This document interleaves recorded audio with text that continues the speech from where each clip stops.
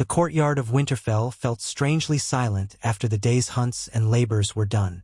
Winter's chill, always lurking in the north, clung to the stone walls like a wolf hidden in the brush.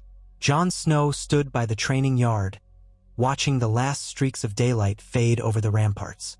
The gray sky seemed to press down on the world, as if the old gods themselves sensed the gravity of what his father, Ned Stark, had called him here to learn.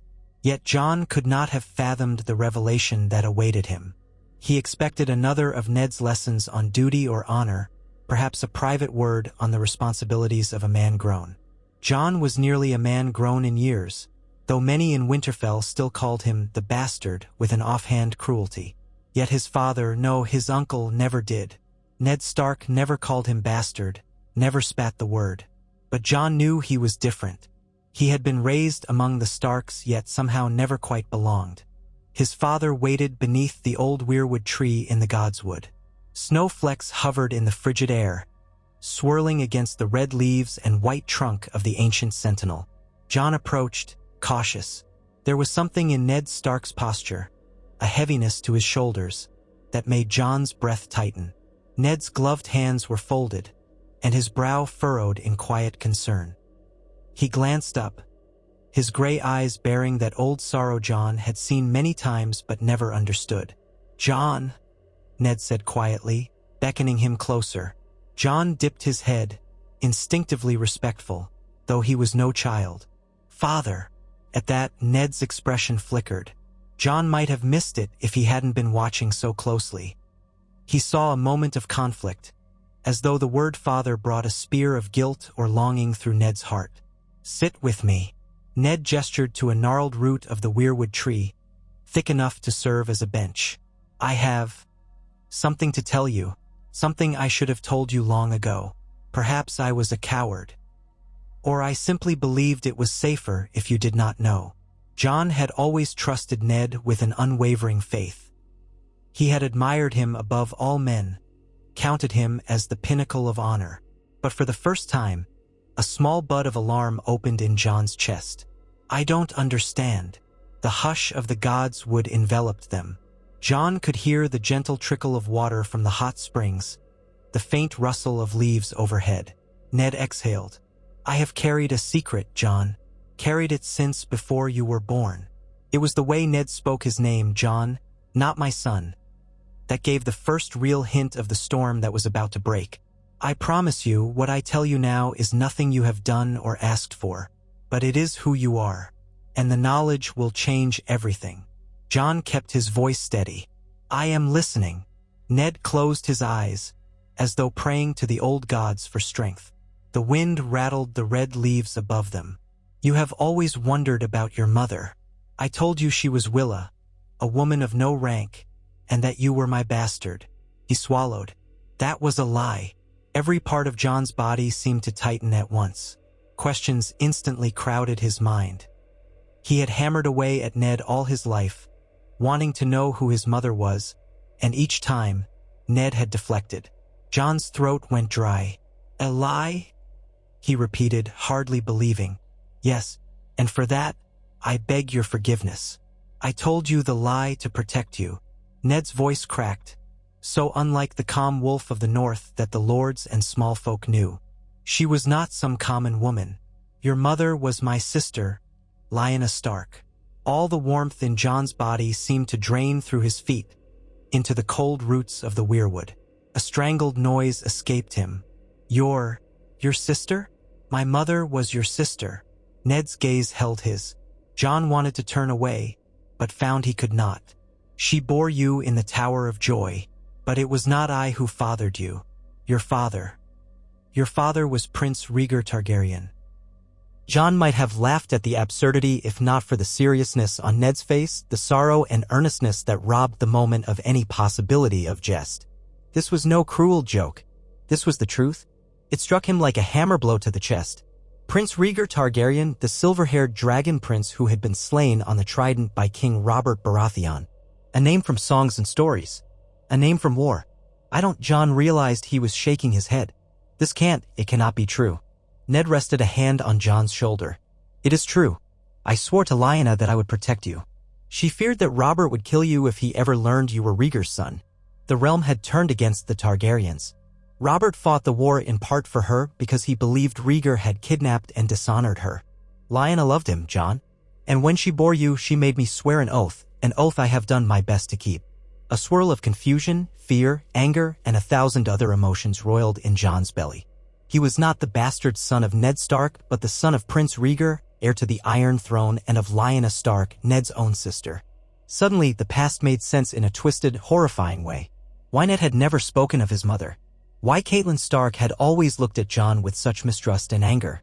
Because it was not simply a betrayal of her marriage bed, it was a deception meant to hide a Targaryen child. What do I do with this knowledge? He asked, voice raw. That is for you to decide, Ned said. But you must understand, if the truth spreads, there are those who would want you dead. For the sake of their own power. For fear of another Targaryen rising. Jon heard the swift pounding of his own heart. Robert Baratheon, he whispered. He would not suffer a Targaryen to live. Ned nodded grimly. Nor would many others. The Targaryen name is a threat to the Lannisters and every house that rose after the Mad King's fall. I kept you here, as a Stark bastard, believing that Winterfell was the safest place. But as you grow older, secrets might slip. Your features might betray you, or your spirit. The time may come when you have to make choices. Jon clenched his hands. Why tell me now then? Why not keep me in the dark for the rest of my life? Ned's face filled with quiet pride mixed with sorrow. Because I could not bear to watch you question yourself any longer. You deserve the truth. You always have. And the king has called me to serve his hand. The Lannisters, their web grows thick. You will be left behind in Winterfell, but the world is changing swiftly. I think you should know who you are so that you can prepare. We must be very careful about who else hears of this. Jon stared hard at the face of the man he had called father. He felt grief and confusion warring with a strange sense of destiny. He thought of the Targaryen sigil, a red three-headed dragon on a black field. That was his birthright? He wanted to weep and laugh all at once. But in that moment, another question arose. If you're going south to serve his hand, Jon said, his words coming unsteadily, what becomes of me? Do I remain here, or do I accompany you? Ned squeezed his shoulder. You must remain. But we shall talk more. In time, if the truth must come to light, we will decide how to reveal it and to whom. Please, Jon?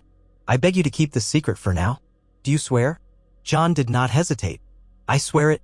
Ned Stark closed his eyes as though a great weight had eased, but the tension in his brow told Jon that the burden was not fully lifted. Thank you, Jon. They left the Godwood in silence. Jon felt forever changed, as though he were shedding his skin and emerging as someone else. Someone the realm might call a prince. But the realm would also call him an enemy, would want him executed if they feared he might press a claim to the Iron Throne. He was a threat to powerful men, and so the knowledge was a sword with two deadly edges. When Ned departed for King's Landing, Robb Stark was left as the acting Lord of Winterfell. The days passed, punctuated by letters from the capital with increasingly dire hints, the Lannisters, the unraveling of Jon Arryn's death, the tension with the crown's finances, and the uncertain presence of the Queen's family. Jon's heart tightened each time he saw the worry on Robb's face. Winterfell seemed to bear an invisible mantle of tension. Meanwhile, Jon carried the secret of his Targaryen blood alone, letting it churn in his mind like a restless beast. He had sworn to keep it hidden, and he had never broken faith with Ned. But that did not stop him from replaying their conversation in the Godwood again and again, late in the night when the wind howled across the battlements. The news of Ned's imprisonment struck them all like a thunderbolt. A raven flew in, bearing the Lannister seal and curt words, Lord Eddard Stark has been charged with treason. Robb gathered the bannermen. There was talk of war. Jon, in the confusion, felt his world tilt on its axis once more. Ned Stark, an honorable man, a traitor? It sounded preposterous, but the rumors from King's Landing spoke of Ned's confession and his attempt to usurp the throne in favor of Stannis Baratheon. The North rose in rage. Robb vowed to bring his father home. In the flickering light of a Winterfell solar, Jon confronted Robb. Grey Wind, Robb's dire wolf, paced by the door, occasionally letting out a low growl, sensing the tension in the room. Robb's hair was tangled from running his hands through it all day, his eyes exhausted from studying maps and muster lists. He glanced up when Jon entered. Jon closed the door. Robb, I need to speak to you. Robb's features softened slightly, an echo of boyish warmth in the midst of war preparations. Jon, of course. Sit. I was just going over the lords who've answered our call. Jon's hand rested on the pommel of his sword. He did not sit. Is there any word of father's condition? Robb's jaw flexed. None. We only know he is in the black cells, or so they say. The Lannisters hold him, and they'll keep him as long as they can. Jon took a step forward, lowering his voice. There's something you must know. Father told me before he left. Robb furrowed his brow. What? Jon realized his heart was pounding. He had given Ned his oath to remain silent. But Ned was in dire peril now. Honor warred with necessity. Jon could not bear the thought of losing Ned, and he realized how drastically the landscape might shift if certain truths came to light.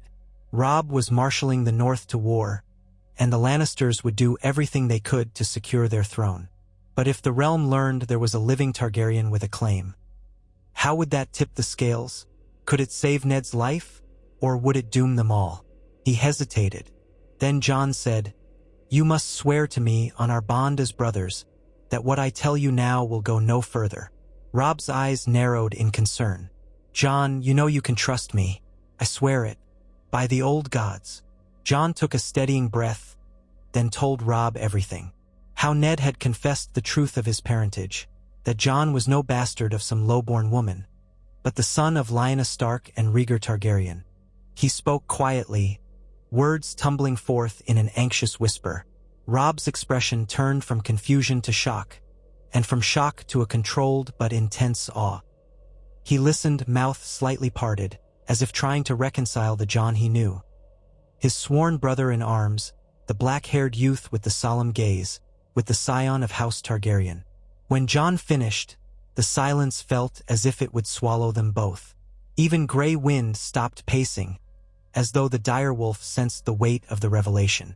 Robb whispered, This is. Are you certain? Father would never lie about such a thing, would he? Gods be good. Jon, this changes everything. Jon's throat felt constricted, but he nodded. I'm certain. Robb sank down on a bench. Then you have a claim to the Iron Throne, stronger than Robert's, stronger than Joffrey's. You are the heir to the Targaryen dynasty. Jon winced. That name is hated across the realm. The Mad King, my grandfather, burned men alive. He did unspeakable things. The rebellion dethroned House Targaryen. And now, with King Robert gone, the throne belongs to whomever can seize it or keep it. The Lannisters have Joffrey, but he is not Robert's true son if the rumors are true. And even if he were, that would not nullify my blood if it's proven. Gods, Robb breathed. He dragged his hands across his face. I called the banners for father's sake, for the sake of House Stark. But if the realm knew about you, how would the great lords react? Some might flock to you, others might fear you. The Lannisters would want you dead. Would you want to press a claim? Jon's eyes flicked to the table where Robb's war maps lay, the armies spread across the north, the riverlands, and the paths to the capital. I want father freed. I want justice. But that does not mean I wish to be king. The idea seems absurd beyond me. I've never even led men in battle. I'm no monarch. Robb rose suddenly, restless energy filling him. He grabbed Jon's shoulders, forcing him to meet his gaze. Yet the blood is in your veins. You are a Targaryen, and if father told you, it must mean he trusts you with that knowledge for a reason. If we can free him, if we can break the power of the Lannisters, perhaps we can restore some sense of honor to the realm. And if claiming your birthright is the path to that, then we must consider it. Jon felt the swirl of conflicting emotions. He did not desire to burn cities or unleash dragons. He had no illusions of grandeur. He was a Stark in heart, no matter what his blood said. But if the Lannisters were to be toppled, if Ned Stark was to be rescued, perhaps the might of a Targaryen prince was the only sword they could wield. Robb, Jon said, voice wavering. I don't know that I can do this. His brother's grip tightened. We have to try. For father, for the North. You have always been my brother, Jon, and nothing will change that, no matter whose blood runs in your veins. But we must use every advantage to bring the Lannisters down. Jon closed his eyes, remembering Ned's warning about secrecy. But Ned was a prisoner, possibly awaiting execution. The game had changed. We'll keep it secret until we know we can trust our allies, Jon said. But there may come a moment to reveal the truth. We must act wisely. Robb nodded. Agreed. The question is, what next? Jon looked at the maps, mind racing. We march south. We gather the river lords. We form an alliance with the houses that hold grievances against the Lannisters. And when the time is right, we strike at King's Landing. If Joffrey will not release father, we will take him by force. But that city is well defended, and the Lannisters hold the capital. We'll need cunning more than just open warfare. Father always said that to win a war, you need swords, but to win the realm, you need the hearts of the people. I have some measure of cunning, Robb said, the corner of his mouth quirking slightly. But we'll need more than that. We must rely on loyal advisors. Jon considered. The Maester, Great John Umber, Roose Bolton. All these lords are loyal to House Stark, but how would they react to a Targaryen claim? This might drive some away. Robb frowned. So we tell no one, not yet. For now, you remain Jon Snow, my bastard brother. The better to keep your identity hidden. But your knowledge, your rightful name, is a weapon in waiting. When the time is ripe, we unsheath it. Jon took a trembling breath. Swear to me you'll tell no one, not even Mother. He hated to exclude Lady Catelyn, but he knew her distrust of him. If she discovered he was not even Ned's bastard but a Targaryen, that might create a rift beyond repair. Robb hesitated, but eventually nodded. I swear on my honor. That night, Jon lay awake, sleep refusing to claim him. He remembered his father's solemn gaze beneath the weirwood, the hush of the old gods. Would Ned regret that he had told Jon? If Ned ever learned that Jon had now told Robb? Jon did not know, but he believed, deep in his heart, that if Ned was to be saved, the time for secrets was at an end. They needed all the strength they could muster, even if it meant brandishing the name Targaryen like a drawn sword. The next morning, the gates of Winterfell opened, and the northern host began its march south. Robb rode at the head, gray wind loping by his side, a grim determination etched into his features. Jon rode near him, cloaked in furs, the sword Longclaw slung at his hip, a gift from Lord Commander Mormont of the Night's Watch that Jon had once admired, though it had come to him differently in this new telling of events. He felt the eyes of many on him. He knew some would always see him as the bastard of Winterfell. Others might simply see him as a Stark loyalist. None, aside from Robb, knew the blood that surged through his veins, the dormant dragon fire that might ignite at any moment. Their forces swelled as they passed through the north and into the Riverlands, gathering allies. The Great Jon, the Karstarks, the Umbers, the Manderleys, and in time, the Blackwoods, Mallisters, and Tully vassals. Jon watched Robb take the measure of each new lord and realized that his brother was growing into a seasoned commander. The cruelty of war had forced him into manhood quickly. Secretly, Jon feared that when the day came to reveal his Targaryen lineage, Robb would be overshadowed by it. Jon did not want the glory or the power. He wanted to stand at Robb's side and free Ned. But destiny did not always bend to a man's desires. Messages arrived from King's Landing in the form of ravens. They spoke of Joffrey seated on the throne, of Ned Stark's public confession of the Lannisters' demands for the North's fealty. Each new letter only fanned the flames of anger in the northern camp. They learned to their horror that Joffrey had ordered Ned's execution. The news spread through the camp like wildfire. Men wept with fury and sorrow. Robb's face turned to stone. Jon heard the news as though from a great distance, his heart screaming in denial. He could not breathe for a moment. Ned Stark dead? He had scarcely believed it possible. Ned was the moral center of Jon's world. Now that light was snuffed out. Robb stood in his pavilion, fists clenched, tears in his eyes. They took his head, Jon. The Lannisters cut it off, and that boy King Joffrey displayed it on the walls. Jon said nothing at first. Grief and rage mingled in his throat, choking the words. He thought of the quiet man who had sat beneath the weirwood, telling Jon of his mother, his father, the vow that Ned had made. They will pay, he whispered, and the vow sounded hollow compared to the enormity of the loss. Robb gazed at him, face drawn. Yes, they will. I swear it. The Lannisters will pay in blood, or I am no Stark. Tension rippled through the tent. The lords around them were outraged, calling for vengeance, demanding that Robb declare himself king in the north. The Great Jon roared for independence. Others hammered their fists on the table. Robb bowed his head. He did not speak of any Targaryen blood. He clenched his jaw and declared that the North would never again bow to a southern king who murdered the head of their house.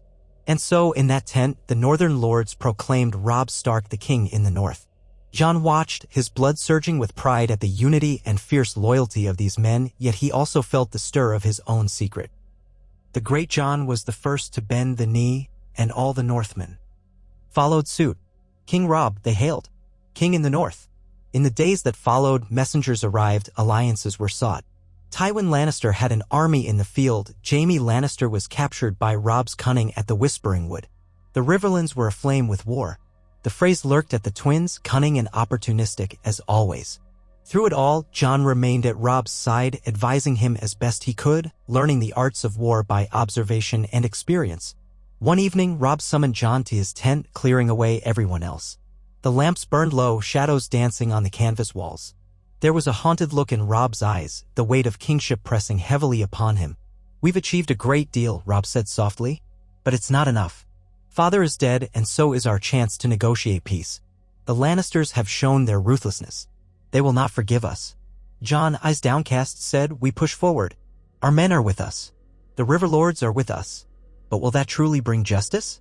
If we break the Lannisters on the field, we might still face the might of the crown. Their gold buys them influence. The Tyrells might side with them, or the Martells, or any of the other great houses that fear to see the North ascend." "Exactly," Robb murmured. "Which brings us to another question, the Iron Throne. I said I would not kneel to another Southern king. I meant that. But there's a difference between not kneeling and seizing the throne for oneself." Jon's chest tightened. "What are you suggesting?" Robb locked eyes with him. "What I'm saying is that the realm is in chaos. Joffrey is no true king. If you reveal yourself as Rhaegar's son, your claim would outstrip his, especially if we can prove Robert was never his father. The realm might rally to your side, especially if they see that the North supports you. It might be the only way to truly destroy the Lannisters." Jon stepped back, running a hand through his dark curls.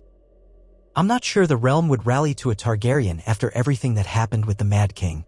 Robb shrugged. "Many of the lords remember the Mad King with hatred and fear, yes. But they also remember Rhaegar in a different light. Some saw him as a noble warrior, beloved by the small folk. They sing songs about him even now, about his music and his chivalry. If they learn that he had a legitimate heir through Lyanna Stark, if the North backs you, that might sway many." Jon paced in the confined space of the tent. "Do you truly think so?" Robb nodded, though uncertainty lingered in his gaze. "I do. Joffrey is the Lannisters' puppet. The people of King's Landing already starve under his rule while he indulges his cruelties. Word spreads. If there is a rightful king, a good man who can unite the realm, they might cling to that hope." Jon exhaled, remembering Ned's warning. "It's a risk." "Everything is a risk now," Robb said, voice low, "but we have to consider it.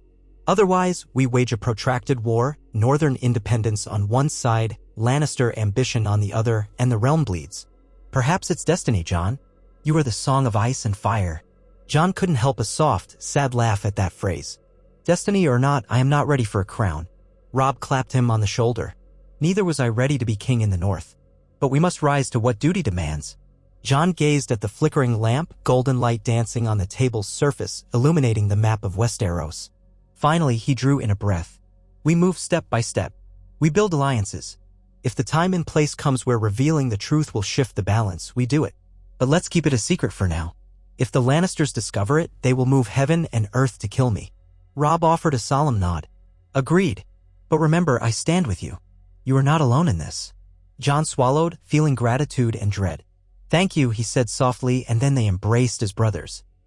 The war raged on.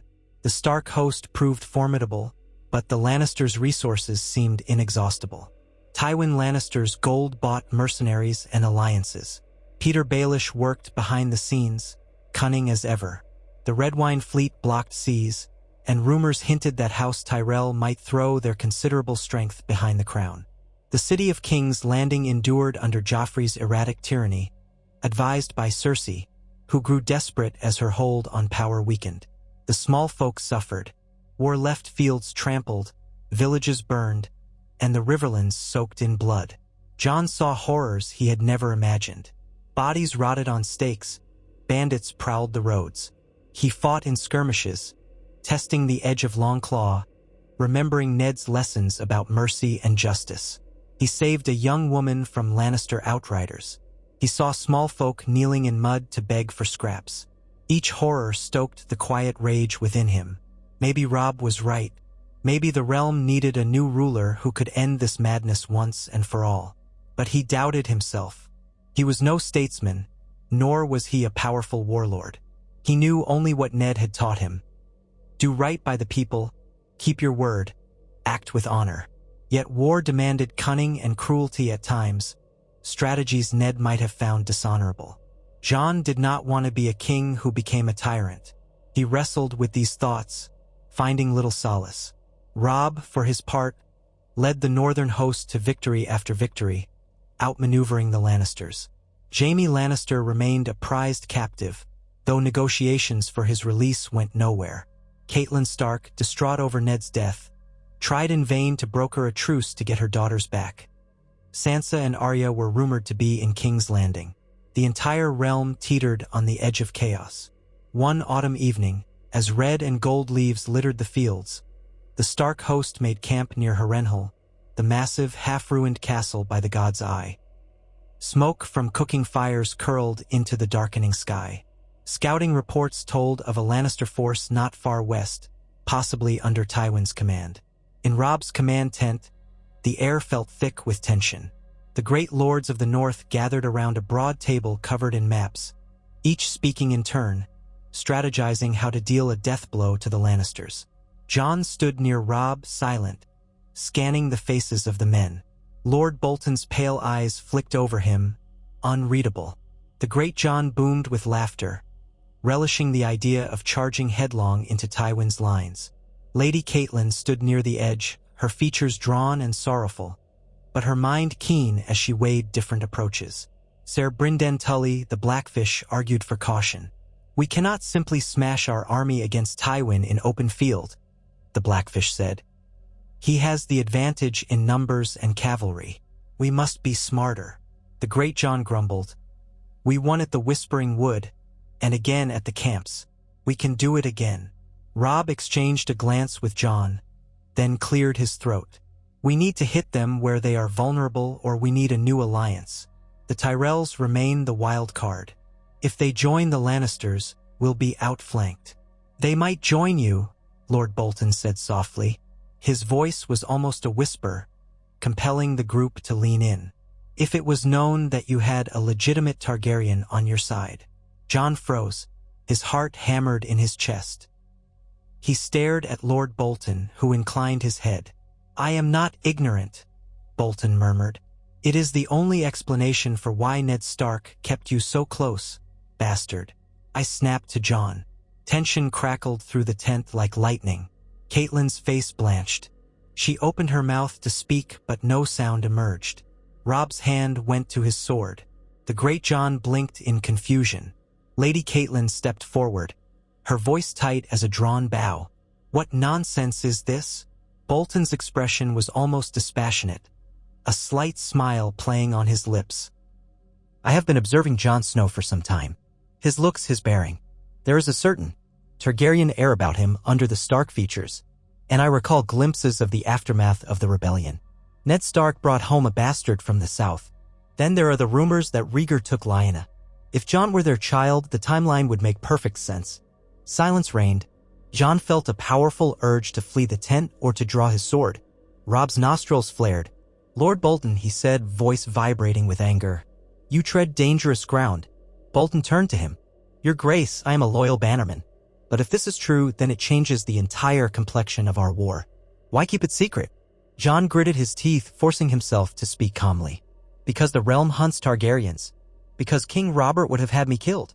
Because the Lannisters still would." He paused, scanning the faces of the men. "Yes, it is true. Ned Stark told me himself. I am the son of Lyanna Stark and Prince Rhaegar Targaryen."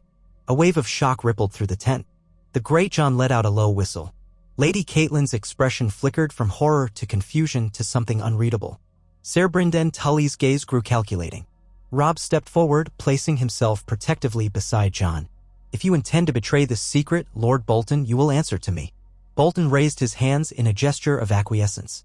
"I only speak of possibilities. If you claim the throne, the North might be an integral part of a new Targaryen reign. Many lords who despise the Lannisters would flock to your banner. It could win the war more quickly." Jon turned to Catelyn, steeling himself for her reaction. Her lips were pressed into a thin line. "You are a Targaryen," she breathed, her gaze flicking to Robb. "And you knew." Robb nodded, jaw clenched. "Father told him. Jon told me." Caitlyn's eyes shone with a wounded resentment but also a deep sorrow.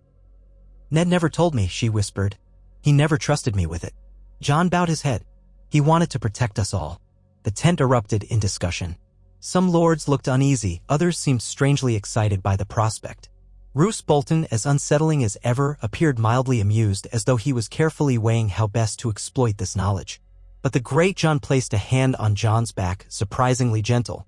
"Targaryen or no, you have the blood of the wolf as well. You fought bravely at the Whispering Wood, and that's good enough for me." Caitlyn spoke up in a halting voice, addressing Robb. Was Ned certain? If he lied, it might have been to shield Jon from shame or protect his sister's memory. Jon forced himself to meet her eyes. He was certain. "I am certain. My father, my real father, was Prince Rhaegar." Caitlyn stared at him, tears in her eyes, but she did not contradict him. She merely bowed her head. Perhaps her grief at Ned's death had tempered the bitterness she felt toward Jon. Or perhaps she understood that, Targaryen or Stark, he was still the boy who had grown up in her household, albeit at a distance. Robb exhaled. "So the secret is out." He scanned the assembled lords. "I trust you all to keep this knowledge contained. If word spreads too far, the Lannisters will come for Jon in earnest. We are not yet strong enough to face that head-on." Ser Brynden Tully crossed his arms. "We could approach the Tyrells, perhaps. They hated Robert for slighting Margaery in the past, and they might fear the Lannisters' hold on the throne. If they see a potential Targaryen king, they might back him, especially with the North's support." Lord Bolton inclined his head. "Yes, and the Martells might be swayed as well, given their history with the Targaryens. But that's a risky proposition. We would be letting more and more people in on the secret." "That might be necessary," Robb said quietly. He turned to Jon, his expression earnest. "We can't fight this war alone, brother." Jon felt the eyes of everyone in the tent upon him, judging, weighing. He wanted to say that he was no king, that he only wanted vengeance for Ned and safety for his siblings. But the tides of war had swept him into a current he could not escape. If claiming his name could save lives, he would have to do it. He squared his shoulders. "I will do what is needed. For our family, for the North, and for the realm." The plan thus set, they moved quickly. Ravens flew out with secret messages to Highgarden and Dorne, carefully worded to gauge interest without openly declaring Jon's heritage. Meanwhile, the northern host consolidated their hold on the Riverlands, forging alliances with local lords. Word of Ned Stark's murder had soured many hearts against the Lannisters. The idea of a Targaryen heir rising to challenge a false Baratheon Lannister king caused quiet excitement among those who still remembered the Mad King's cruelties but admired Prince Rhaegar's chivalry. Not all the responses were favorable. Dorne was cautious, remembering the murder of Elia Martell and her children. They demanded proof of Jon's parentage and wanted justice for Elia. The Tyrells, for their part, expressed tentative interest in an alliance but hedged their bets, uncertain about the tides of war. Meanwhile, Joffrey's reign grew more erratic, the capital teetering under the growing unrest of the people. Months passed in a blur of skirmishes and diplomatic maneuvers. Robb's brilliance on the battlefield outshone any illusions that the North could be easily crushed, and Jon found himself increasingly at the center of secret councils, asked to weigh in on potential alliances. Even Lady Caitlyn, though still conflicted, recognized the strategic value of Jon's claim. One day, a raven from Highgarden arrived, bearing the Tyrell rose seal. Ser Brynden Tully read it aloud in a private gathering. Robb, Caitlyn, Jon, and the Blackfish. It spoke of Mace Tyrell's willingness to parley in a neutral location, suggesting a castle in the Reach. He implied that if the claims of a living Targaryen prince were true, House Tyrell might support him, provided certain terms were met, including a marriage alliance. At the mention of marriage, Jon felt his stomach drop. The letter strongly hinted that Margaery Tyrell, renowned for her beauty, might be the bride for a new Targaryen king, thus granting the Tyrells the status of queenship and uniting the Reach behind him. Robb lowered the letter. His mouth twitched as he looked at Jon. Well, Jon was speechless for a moment. The notion of betrothal as a political tool had always been something distant, belonging to the realm of lords and ladies, not to him. He was just a bastard. Except he wasn't. He was a Targaryen claimant, and that changed all. If it helps us, if it protects the North. He finally said, "Then I will do what I must." Catelyn's gaze flicked between them. Marjorie Tyrell is said to be kind and clever. There are worse matches. She spoke the words with a strange mixture of acceptance and regret, as if remembering how Ned had once been betrothed to her sister, only for fate to intervene. Ser Brynden ran a hand over his beard. We'd need to ensure that once the Tyrells are on board, they fully commit their forces. Otherwise, we'd risk revealing Jon's secret for naught. Robb nodded, rolling up the parchment. Then we arranged the parley. And so, with the seeds of a grand alliance sown, the northern host advanced cautiously toward the Reach, sending emissaries ahead to finalize the meeting. They chose an abandoned holdfast near the border of the Riverlands and the Reach for the summit, well away from major roads. As they marched, rumors circulated among the men. That bastard Jon was in truth a prince, that the Tyrells might crown him, that the war might soon expand to every corner of the realm. Jon did his best to keep calm, but he felt the weight of 1,000 eyes. They reached the holdfast at dusk on the appointed day. Tyrell banners were visible on the horizon, green fields and golden roses. Ser Loras Tyrell led a contingent of knights resplendent in shining armor. Beside him, Mace Tyrell rode, his belly straining against ornate plate. Behind them came the wagons laden with gifts and retinues. Robb went forth with his own entourage, Grey Wind pacing at his stirrup. Jon followed, wearing the Stark colors for now, though an embroidered Targaryen sigil was hidden beneath his cloak, a private symbol of his dual heritage. Catelyn rode behind them, face composed, while the Blackfish and the great Jon flanked. They dismounted in the courtyard of the holdfast. Ser Loras greeted them, all charm and courtesy, though Jon sensed the edge beneath his politeness. The Tyrells were not naive. They wanted to see if Jon truly had the Targaryen look. Mace Tyrell, pink-cheeked and smiling, approached, arms outstretched. "King Robb," he said, "an honor to finally meet you in person. My condolences for your father and my apologies for these troubled times." Robb inclined his head. "Lord Tyrell, we are grateful you came." Mace Tyrell's gaze slipped to Jon. He paused. Then he turned back to Robb, an expectant look on his face. Robb gestured toward Jon. "This is my brother, Jon Snow. Known to many as my father's bastard, but recently we have learned he is in truth the son of Prince Rhaegar Targaryen and my Aunt Lyanna Stark." Mace's eyes widened. He studied Jon carefully, perhaps noting the lines of his face, searching for something Targaryen in his features. "Is that so?" Jon gave a curt bow. "An honor, Lord Tyrell." Loras Tyrell, who had dismounted and removed his helm, approached, his eyes keen. "If you are indeed a Targaryen, then the songs of Prince Rhaegar say he was fair-haired, a silver prince. You look more the Stark." Jon dipped his head, uncertain how to respond. "So I've been told. Yet if my blood is tested, if lords who were close to Rhaegar see me, they might find resemblances. My father." The words caught in his throat. He meant Ned, but the realm would interpret father differently now. "Ned Stark gave me the truth on his dying words." Mace rubbed his chin. "The realm is in turmoil. We have a pretender on the throne, some say. Others say Joffrey is the rightful heir. Now you emerge a Targaryen who is also a Stark? It sounds too good to be coincidence. If it's a ruse." Catelyn Stark spoke up, voice firm. "My husband, Eddard Stark, was the most honorable man in the Seven Kingdoms. He would never spin such a ruse, least of all on his death. I knew nothing of this until recently, but my sister-in-law Lyanna was indeed with child by Rhaegar Targaryen. Ned returned from the Tower of Joy with a babe. The truth fits the facts." Loras and Mace exchanged glances. Then Mace smiled broadly. "Well, if it's proven beyond doubt, this is a development House Tyrell cannot ignore. The realm might welcome a Targaryen who has the North behind him, especially if the Lannisters continue their monstrous ways." His gaze flicked meaningfully to Robb. "But we come to discuss alliances, do we not?" Robb nodded. "That we do. Shall we speak inside?" They filed into the holdfast's great hall, dusty and cold, but passable. Torches were lit, and servants scurried about to lay out a modest feast. Negotiations began in earnest. Mace Tyrell made it clear that if they were to back Jon's claim, they wanted a binding marriage alliance to ensure Tyrell influence in the future Targaryen court. Marjorie Tyrell, gracious and poised, entered the hall partway through the discussions. She wore a flowing gown of green silk embroidered with golden roses.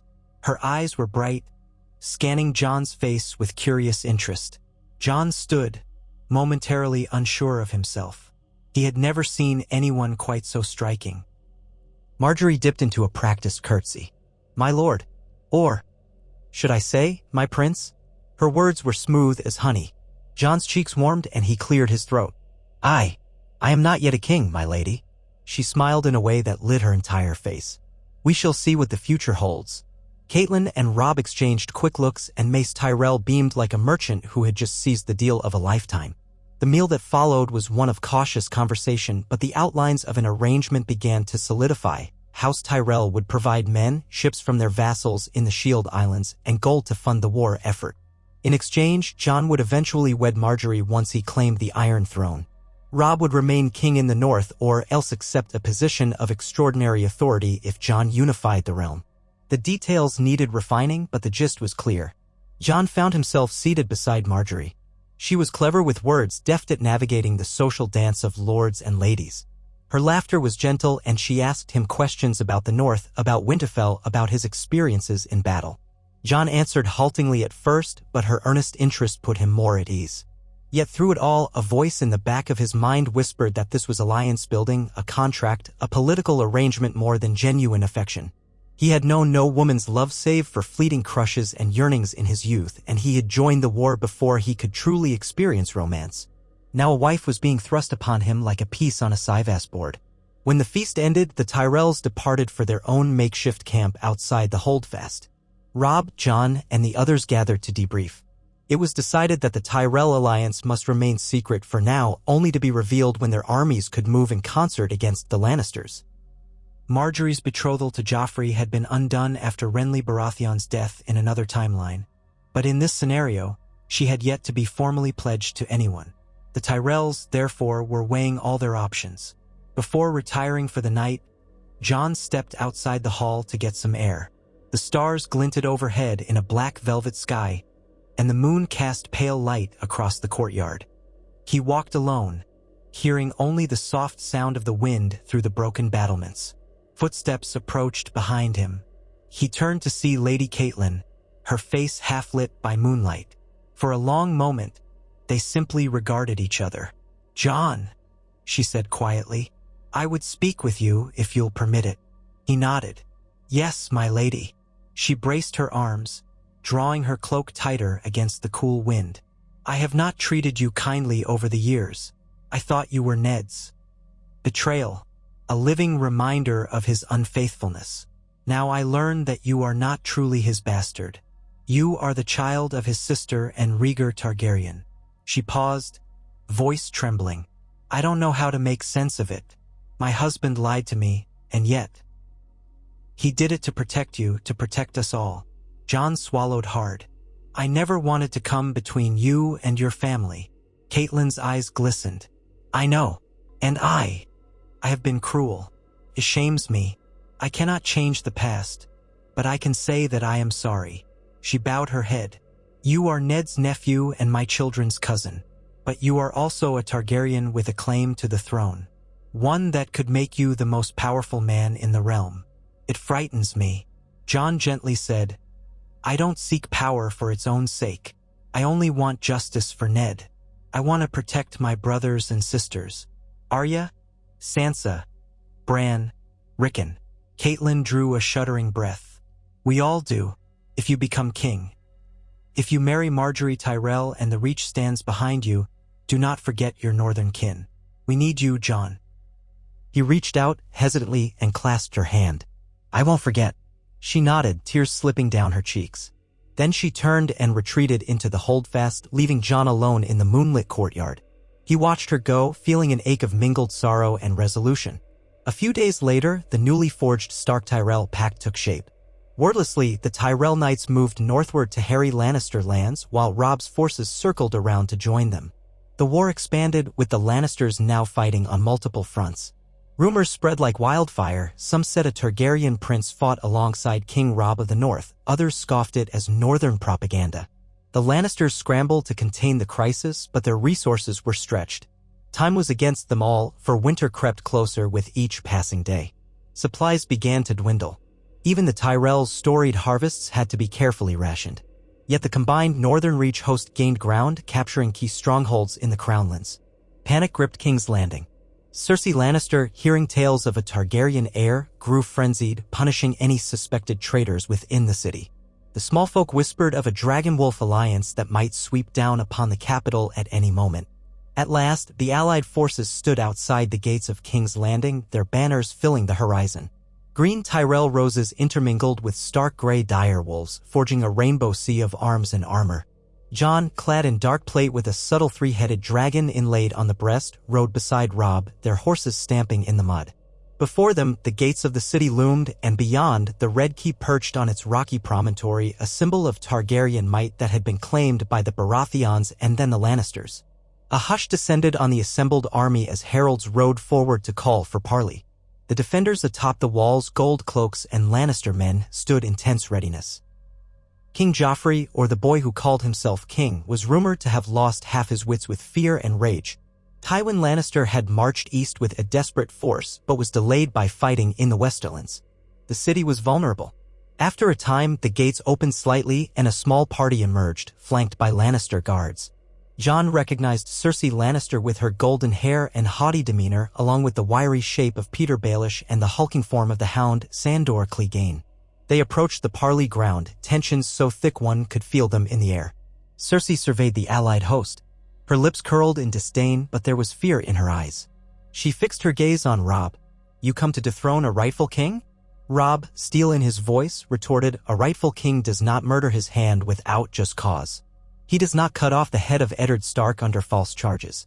Joffrey is no rightful king." Cersei's eyes flicked to Jon. Her expression froze for a moment as though seeing a ghost. Perhaps he reminded her of someone, a Targaryen from her youth or a faint echo of Rhaegar. "So it's true," she murmured.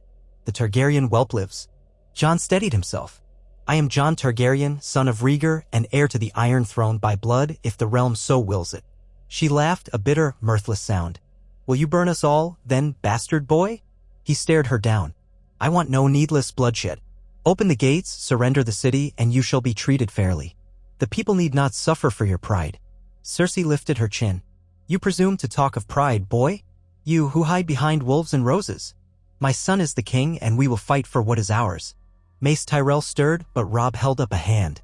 "Your cause is lost, Cersei. The city stands alone. Tywin is days away, pinned down by our forces in the field. Your gold won't save you now." Petyr Baelish spoke up, voice smooth. "All wars end in negotiation, my lords. Perhaps there is a path to peace without a full siege." Jon's heart pounded. The prospect of storming King's Landing, with tens of thousands of small folk trapped inside, was horrifying. He had heard the stories of what happened when armies sacked a city: looting, rape, slaughter, and devastation. He wanted to spare the innocent if he could. "Agree to a peaceful surrender," he said, "and Joffrey may be granted mercy. He may take the black, if the Night's Watch will have him. The same for you, Queen Regent. You need not die." Cersei's lip curled. "You think you can buy me off with a black cloak, Targaryen? I will see you burn first." Her tone rang with finality. No deal would be struck here, not while her pride and her fear held sway. Baelish darted a glance at her, frustration evident in his twitching fingers. Robb turned to Jon, his voice quiet but resolute. "Then we do what we must." That night, the siege began. The allied forces surrounded King's Landing, cutting off supply lines. The banners of Stark and Tyrell flew from siege towers and makeshift camps. Jon stood atop a small hill, watching archers launch flaming arrows over the walls, hearing the crash of stone from catapults. He felt sick to his stomach. The screams drifting over the battlements told him that civilians would suffer. But war spared no one. Through the chaos, Jon tried to ensure that the orders emphasized minimal harm to innocents. Food was offered to fleeing peasants, and passages were allowed for those who wished to leave the city. Still, the Lannister loyalists manned the walls fiercely, and days dragged into weeks. Disease threatened to break out in the camps. Men died from fevers as well as from arrows. Winter was creeping ever closer, and they had to resolve this quickly or risk starvation.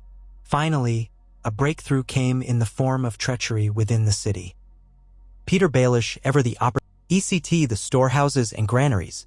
Lord Tyrell's troops should secure the port and docks. We'll enforce discipline. Any soldier caught looting or harming small folk will be punished. Though he spoke with as much authority as he could muster, Jon felt the weight of hundreds of eyes. Many in this hall had only learned of his Targaryen parentage days or weeks ago. To them, he was still half a mystery, a stark bastard discovered to be Rhaegar's son, a wolf with dragon's blood. Some were no doubt waiting to see if he would turn cruel in victory as the Mad King had. Others worried he might be too soft, unwilling to break those who refused to bend. He heard the distant toll of bells calling the city to mourn or perhaps to fear. He closed his eyes for a moment, summoning Ned Stark's memory, Ned who had taught him mercy and honor, and Rhaegar Targaryen whose legacy he barely understood but who was said to have been a just man. Let me balance the wolf and the dragon, he prayed silently. Let me choose the right path. When he opened his eyes, Margaery Tyrell had stepped closer, so near that he could catch the scent of her perfume beneath the acrid smell of smoke. My lord, she said in a gentle tone, shall we see the city? If the people witness you ensuring their safety, it might calm them. He nodded slowly. A good idea. Robb offered a weary half-smile. Go, Jon. I'll manage affairs here. We still need to secure the keep fully. Jon handed command of the throne room to Robb and set out, accompanied by Margaery, Ser Loras, and a modest escort of Northmen and Tyrell guards. Outside, the sky was turning pale blue. The city streets lay strewn with debris battered by the siege. Smoke rose from a few lingering fires, though the bulk of the flames had been extinguished during the night. He heard crying from the alleyways, the moans of the wounded. Occasionally, he glimpsed men wearing Stark or Tyrell sigils distributing bread from wagons that had come with the host. An arrangement Margaery and Catelyn had insisted upon to keep the small folk from starving. As Jon rode, people began to emerge from doorways and side streets, eyes wide with a mixture of curiosity and dread. Rumors had spread. The Targaryen prince who marched with the wolves had taken the city. Jon halted his horse before a makeshift food line near the ruins of a tavern. He dismounted, ignoring his own weariness, and approached on foot. A young mother with a grimy face and wide, frightened eyes shrank back, clutching her child. Another handful of small folk retreated, uncertain whether to kneel or flee. Jon raised his hands in a gesture of peace. It's all right, he said, voice echoing among the broken cobblestones. We mean you no harm. We've brought food and supplies. Margaery joined him, speaking with gentle assurance, urging them to come forward. Her soft words carried surprising strength, and little by little, the small folk approached. Some stared at Jon's sword, or at the stark silver pommel shaped like a wolf's head. Others studied Margaery's embroidered gown and the golden rose brooch on her shoulder. Soon, guards were helping pass out fresh bread, salted fish, and casks of water. A hush lingered, as if the city's folk could not quite believe these soldiers offered true relief and not new horrors. Finally, an older man stumbled forward. He knelt stiffly, though his eyes were proud. Are you the new king? Jon's throat tightened. I am Jon Targaryen, and I will lead for as long as the realm needs me. He didn't quite say king, for the word still felt alien on his tongue. Please rise. The city's safe now. We'll protect you. Margaery's hand found Jon's elbow, giving a slight squeeze of approval, and he felt a swell of gratitude. In that moment, he saw hope kindle in the old man's gaze. Others crowded nearer, asking questions. Would they be protected from looters? Would the price of bread fall? Would they be forced to fight? Jon answered as best he could, promising them that the worst was over.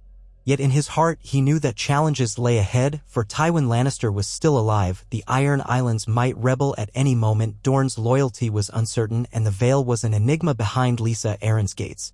Yet for now, the city was in his hands, and with it the Iron Throne. He spent the rest of the morning riding through King's Landing, ensuring the worst pockets of violence were put down. His men found gangs of Lannister Red Cloaks who refused to surrender. In many cases, they laid down their arms when confronted by larger forces, though a few fought to the death. More than once, Jon had to stop his own vengeful soldiers from retaliatory brutality. He reminded them that he had forbidden pillage. Twice, he dismounted in the midst of a gathering riot, putting himself at risk to quell the violence with stern words and a tempered show of force. By midday, the last embers of open resistance had been crushed and a semblance of order was returning. The populace might never love him, but for now they did not actively fear him, which was a victory of its own. The gold and red banners of House Lannister were torn down, replaced by makeshift standards that bore both the Stark Wolf and the Tyrell Rose. Jon saw no Targaryen dragon flags yet, for none had been sown in time. It struck him that even the symbols of his house would have to be reborn. He returned to the Red Keep that evening, physically and emotionally exhausted. A cold meal was set out in one of the side chambers where Robb, Catelyn, Margaery, and a handful of their closest advisors awaited him around a large oak table. Robb was hunched over maps while Ser Brynden Tully conferred with a Tyrell captain. Lady Catelyn's gaze was distant, a flicker of grief in her eyes that told Jon she was thinking of Ned. He sank onto a bench beside Robb, ignoring the protest in his limbs. "It's done for now," he said. "The city is ours." Robb nodded, running a hand through his auburn hair. "Good. We've set up a chain of command for patrols and begun rotating men so they can rest. The Greyjoy's handling the city watch as we need to reconstitute the gold cloaks under a new commander." Ser Brynden looked up. "Joffrey's in the black cells, cursing us all. Cersei has been placed under guard in Maegor's holdfast. Ser Island Payne has disappeared, no doubt he's hiding somewhere in the city. Varys is lurking in the depths and so is Baelish." He snorted at that as though referencing some sly fox in a henhouse. "We'll flush them out soon enough." Jon's gaze traveled the room and he realized the conversation that truly mattered was the one about to happen, the fate of the throne and the realm's next steps. "What news of Tywin Lannister's forces?" he asked, looking to Robb. Robb gestured at the maps. "Our scouts report that Tywin is retreating west along the Rose Road, trying to regroup. The Tyrell outriders harry his supply lines. It seems he no longer believes he can save King's Landing. He might fortify the Westerlands instead and dare us to lay siege to Casterly Rock." Margaery, looking thoughtful, asked, "Could we force him to bend the knee?" Catelyn answered quietly, "Lord Tywin Lannister is not a man who bends easily. He might sue for peace if he has no other choice, but that day is not yet here." Jon pressed his palms together. "We have a city to feed and winter approaching. We can't simply march west and lay siege to Casterly Rock if it means leaving King's Landing unguarded." Robb nodded grimly. "The North has come a long way. The men are weary and we're running short of supplies ourselves. The Tyrells bring harvest from the Reach, but that won't last forever." A lull fell. They all knew the dilemma. Capturing the city was a triumph, but holding it and establishing stable rule was another matter entirely. And if Tywin regrouped in the Westerlands, or if the Ironborn rose up, or the Vale or Dorne threatened war, they could face a realm in chaos. Jon rubbed his brow. "We need to consolidate alliances. The Tyrells have stood with us, but what about the Martells? Dorne might prove crucial." Margaery spoke up, voice gentle but clear. "My Lord Father has dispatched envoys to Sunspear. The Martells want justice for the deaths of Elia Martell and her children. They also have bitter memories of the sack of King's Landing, done under Tywin's command. If they believe you are truly Rhaegar's son, and if we show them that we mean to honor their losses, Dorne could be swayed. But I suspect they'll demand something in return. Perhaps the head of the mountain, Ser Gregor Clegane, or other men they hold responsible." Robb grimaced. "The mountain was last reported fighting in the Riverlands, terrorizing our people there. So perhaps we can appease Dorne if we can bring him to justice." Catelyn cleared her throat. "What of the Vale and my sister, Lisa Arryn?" She paused, a flicker of sadness crossing her features. "She's always been unpredictable. But the Knights of the Vale could bring great strength if they join us." Jon frowned. "We can't afford to ignore any part of the realm. Invite her to treat with us. Perhaps a new great council might bring all the lords together. We need something official. If we're to rebuild, we cannot simply govern by the sword." He looked at the table, seeing his reflection in the polished wood. The face that gazed back at him was still half a boy, overshadowed by worry. "The question is, do we reforge the Seven Kingdoms, or do we let the North remain independent under Robb's kingship, while I rule the rest?" A quiet tension followed. Catelyn's mouth tightened and Robb's posture stiffened. The Northern lords had hailed Robb as king in the North for Ned's sake, vowing never to bow to a Southern throne again. But Ned's memory also lived in Jon's claim, as Ned's sister was Jon's mother. The old ties tangled in a knot of honor and pride. At length Robb spoke. "I meant what I said. I swore to break free of the Iron Throne that murdered my father. But you were my brother, Jon. Now that the Lannisters are toppled, maybe we can find a middle ground, some arrangement that respects Northern autonomy yet acknowledges you as the rightful king." Jon studied Robb's face. "If that's what the North wants, I won't force them. I grew up there. I understand how fiercely they guard their independence. But we might also face new dangers. A united realm could stand stronger. Winter is coming, after all, and rumors from the wall speak of ill omens. He recalled the half-heard tidings from the Night's Watch of whites and White Walkers. So much had happened that he barely had time to dwell on it, but the memories nagged at him. If the long night truly threatened, the realm would need every sword. We can settle the matter soon, Robb said, though there was a pained note in his voice. First, we secure our position here, then call a council. The lords can speak for themselves. They exchanged weary glances and agreed to reconvene the next day. Jon forced down a few mouthfuls of cold meat and stale bread before staggering off to a chamber that had been hastily prepared. Once it might have belonged to a minor courtier. He collapsed onto a simple bed, still clad in half his armor, and slept like the dead. When he awoke the next morning, stiff and sore, the city was abuzz with rumors. The Stormlands had erupted in turmoil. Word came that Renly Baratheon had been slain months past by some dark sorcery while pressing his claim. That left Stannis, the elder Baratheon brother who was said to be holed up at Dragonstone, claiming that the Iron Throne was his by right. Jon realized that even though Joffrey was captured, another threat loomed. Stannis Baratheon, a stern man known for his unbending sense of justice. If Stannis learned of Jon's Targaryen parentage, war might be inevitable, unless some compromise could be reached. As he dressed, he thought of how many fires still burned across Westeros. The realm had fractured into too many crowns, Joffrey's, Robb's, Stannis's, Balon Greyjoy's. Now there was his own as a Targaryen. The country bled from all these divisions. He made his way to the council chamber, where Robb, Margaery, and others were gathered. Ser Brynden Tully was pinning a new map to the wall. On it, the 7 kingdoms were a swirl of ink lines indicating each force's approximate position. The Lannister lion still covered the Westerlands. Stannis' stag marked Dragonstone and Storm's End. The Kraken loomed over the Iron Islands. The Trout banner indicated the embattled Riverlands, and the Wolf and Rose spanned most of the Crownlands and the Neck. "We have too many enemies," Robb muttered, gesturing at the lines of conflict. "But we also have momentum. This might be our chance to end this war quickly, if we press now." Jon glanced at Margaery, who looked thoughtful. "How do you mean?" Jon asked. Robb tapped the region near the Blackwater. "We hold King's Landing. Tywin is retreating. Stannis is at Dragonstone, but if we move swiftly to secure the Stormlands, we could block him from the mainland. Alternatively, we could strike west against Tywin before he fully consolidates." Jon frowned. "But we risk leaving the city undermanned if we march out, and the cost in lives." Margaery said quietly, "A swift resolution might save more lives in the long run. Tywin Lannister will not go quietly, and as for Stannis, he might well begin mustering ships. If he lands an army in the Crownlands, we'd face another siege.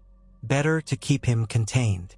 Lady Catelyn shifted in her seat, her gaze flicking from face to face. "There is also the matter of Joffrey and Cersei. What do we do with them?" The room fell silent. Vengeance burned in many hearts for Ned's execution. Joffrey had commanded it, and Cersei had abetted him, or at least had done nothing to stop it. Ser Brynden Tully's expression darkened, and Robb's eyes flickered with anger. Finally, Jon cleared his throat. "They murdered Lord Eddard Stark. They're responsible for countless deaths in this war. By rights, justice demands a harsh sentence." He paused, thinking of Ned's teachings. The man who passes the sentence should swing the sword. But they are also useful as hostages. If we execute them outright, we might incite Lannister forces to fight to the bitter end. If we hold them, Tywin might be forced to negotiate. Robb's jaw tightened. Father was worth more than these vipers. Still, you speak sense. Catelyn's eyes glistened with tears at the mention of Ned. After a heavy moment, she lifted her chin.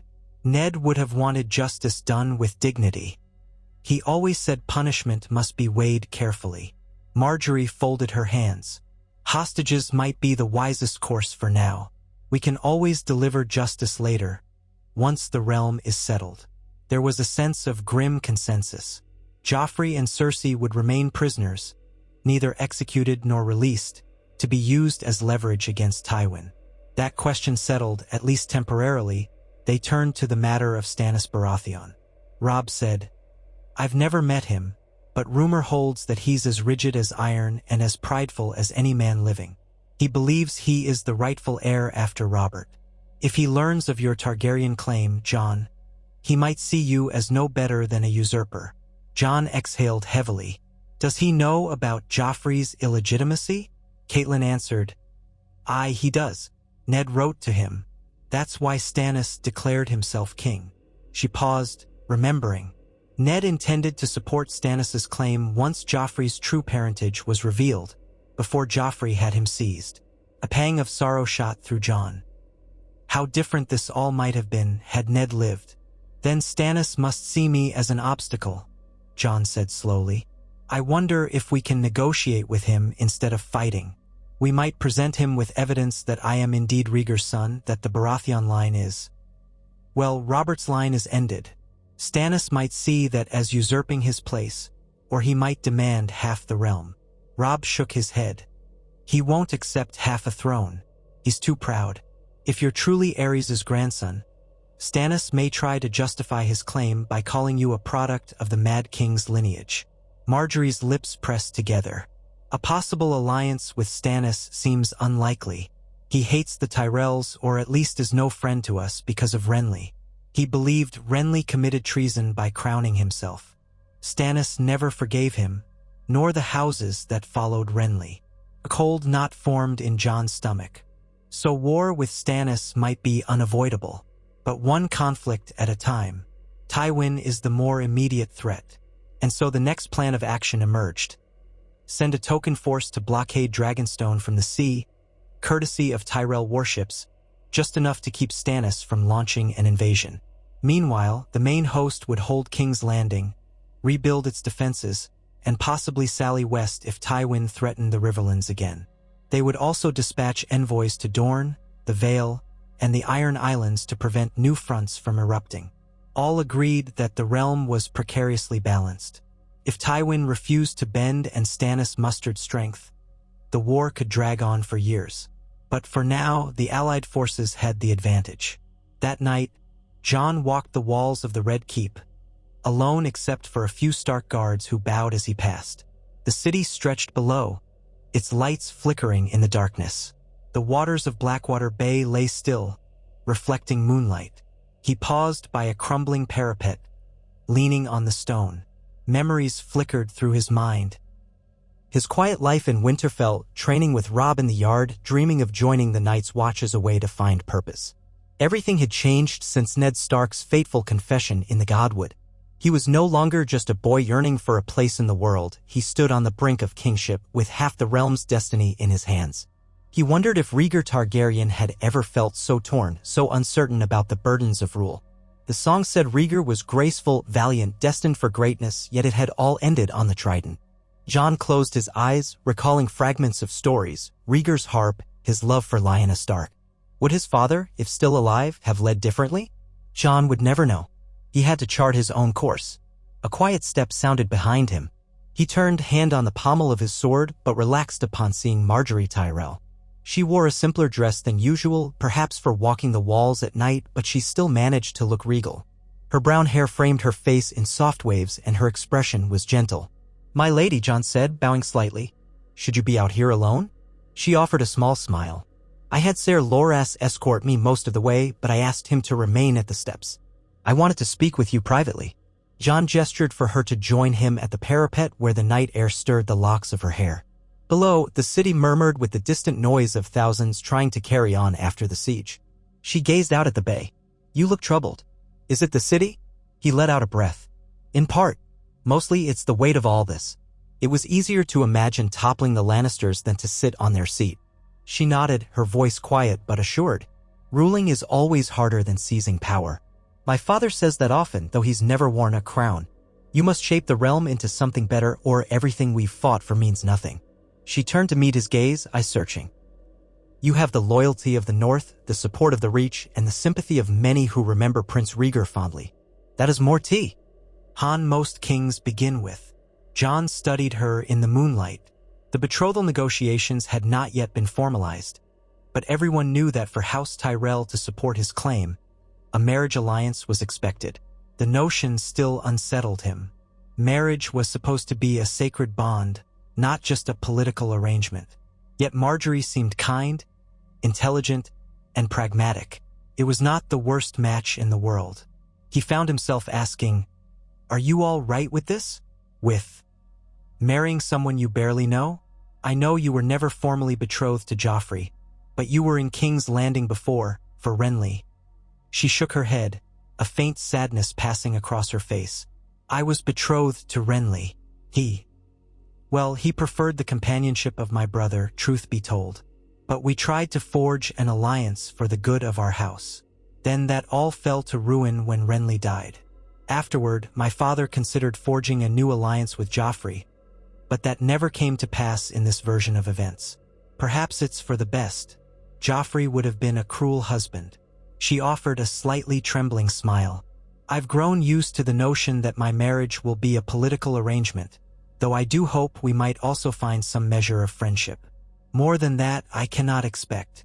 Jon hesitated, feeling a pang of empathy. "I can't promise more than that either," he said honestly. I have little experience in these matters." She reached out, gently resting a hand on his forearm. "Then let's start with friendship, as you say." He found himself nodding, warmed by her calm acceptance. Friendship, then. They stood in companionable silence for a time, watching the flickering torches along the city walls. Far below, the waters of the bay glinted silver. Eventually, Marjorie took her leave, reminding Jon not to stay up too late. Tomorrow would bring new trials. In the following days, the Allied leadership worked to restore some semblance of normalcy in King's Landing.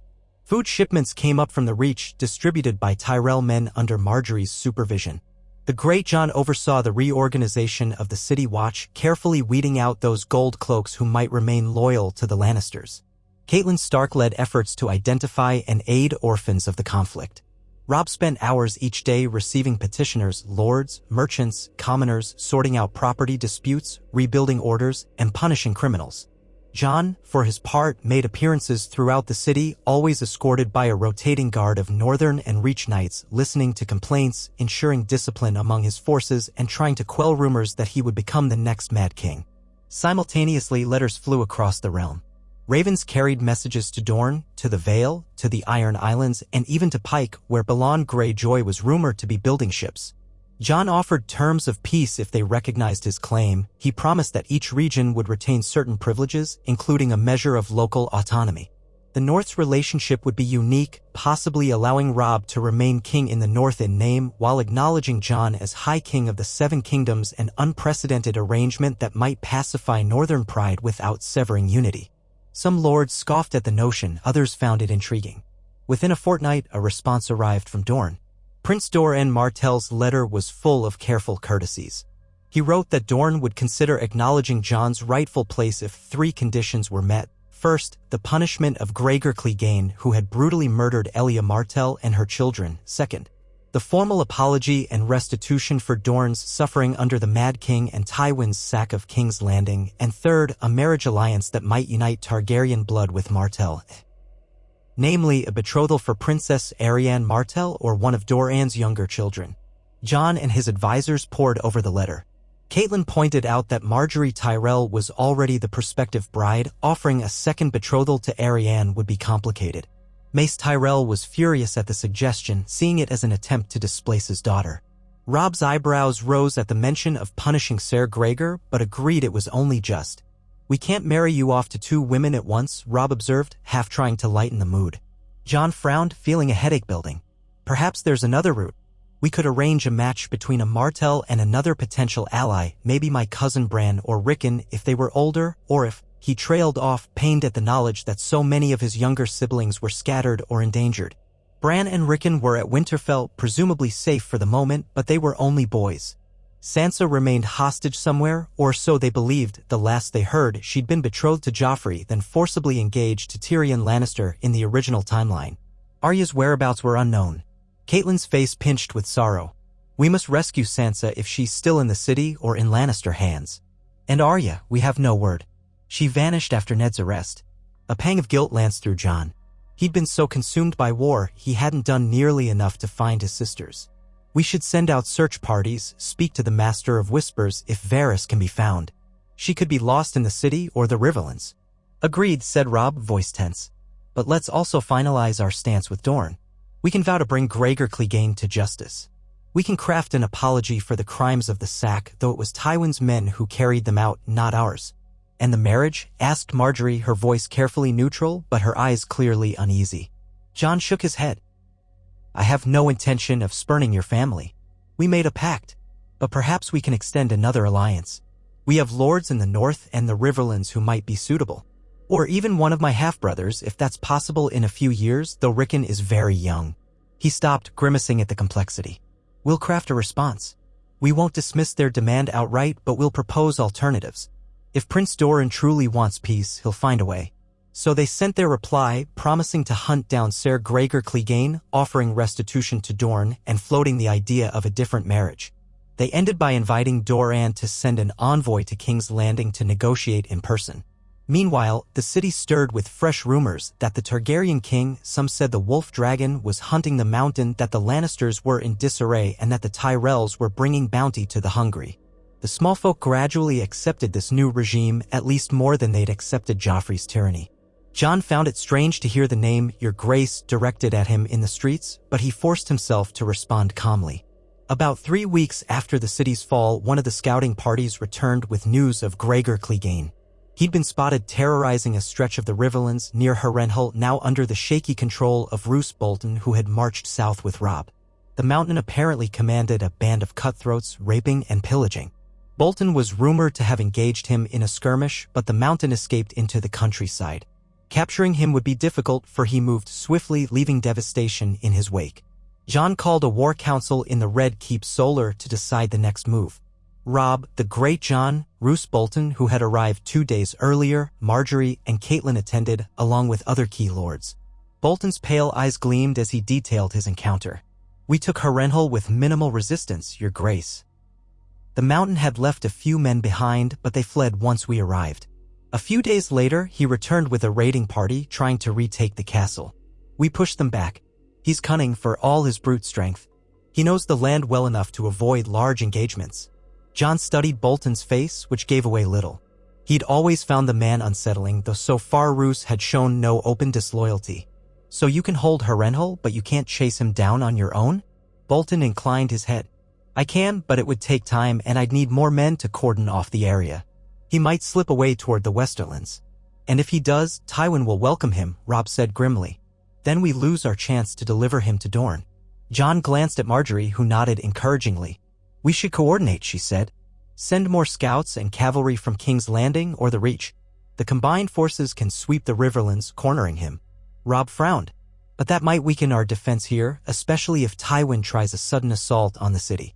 Catelyn added quietly, Tywin's not foolish enough to assault King's Landing without ensuring he has a vastly superior force. He'll likely focus on fortifying the Westerlands. Perhaps he expects we'll chase him there. But if we're splitting our forces to hunt Gregor, we must be sure not to stretch ourselves too thin. Jon's gaze swept the gathering. We have to do it.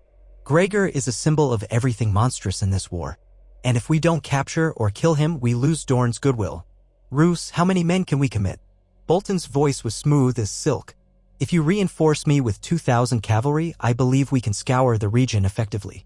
Robb's eyebrows rose. That's a substantial detachment. Jon considered, weighing the risk. All right, take them, under your command. But keep us informed. The mountain's head on a spike might bring Dorne into the fold, and a measure of justice. I'll send Lord Karstark's riders along with a contingent of Tyrell cavalry led by a reliable knight, perhaps Ser Loras if he's willing. That way, no single faction is alone in the field. A ghost of a smile touched Bolton's lips. A wise measure, Your Grace.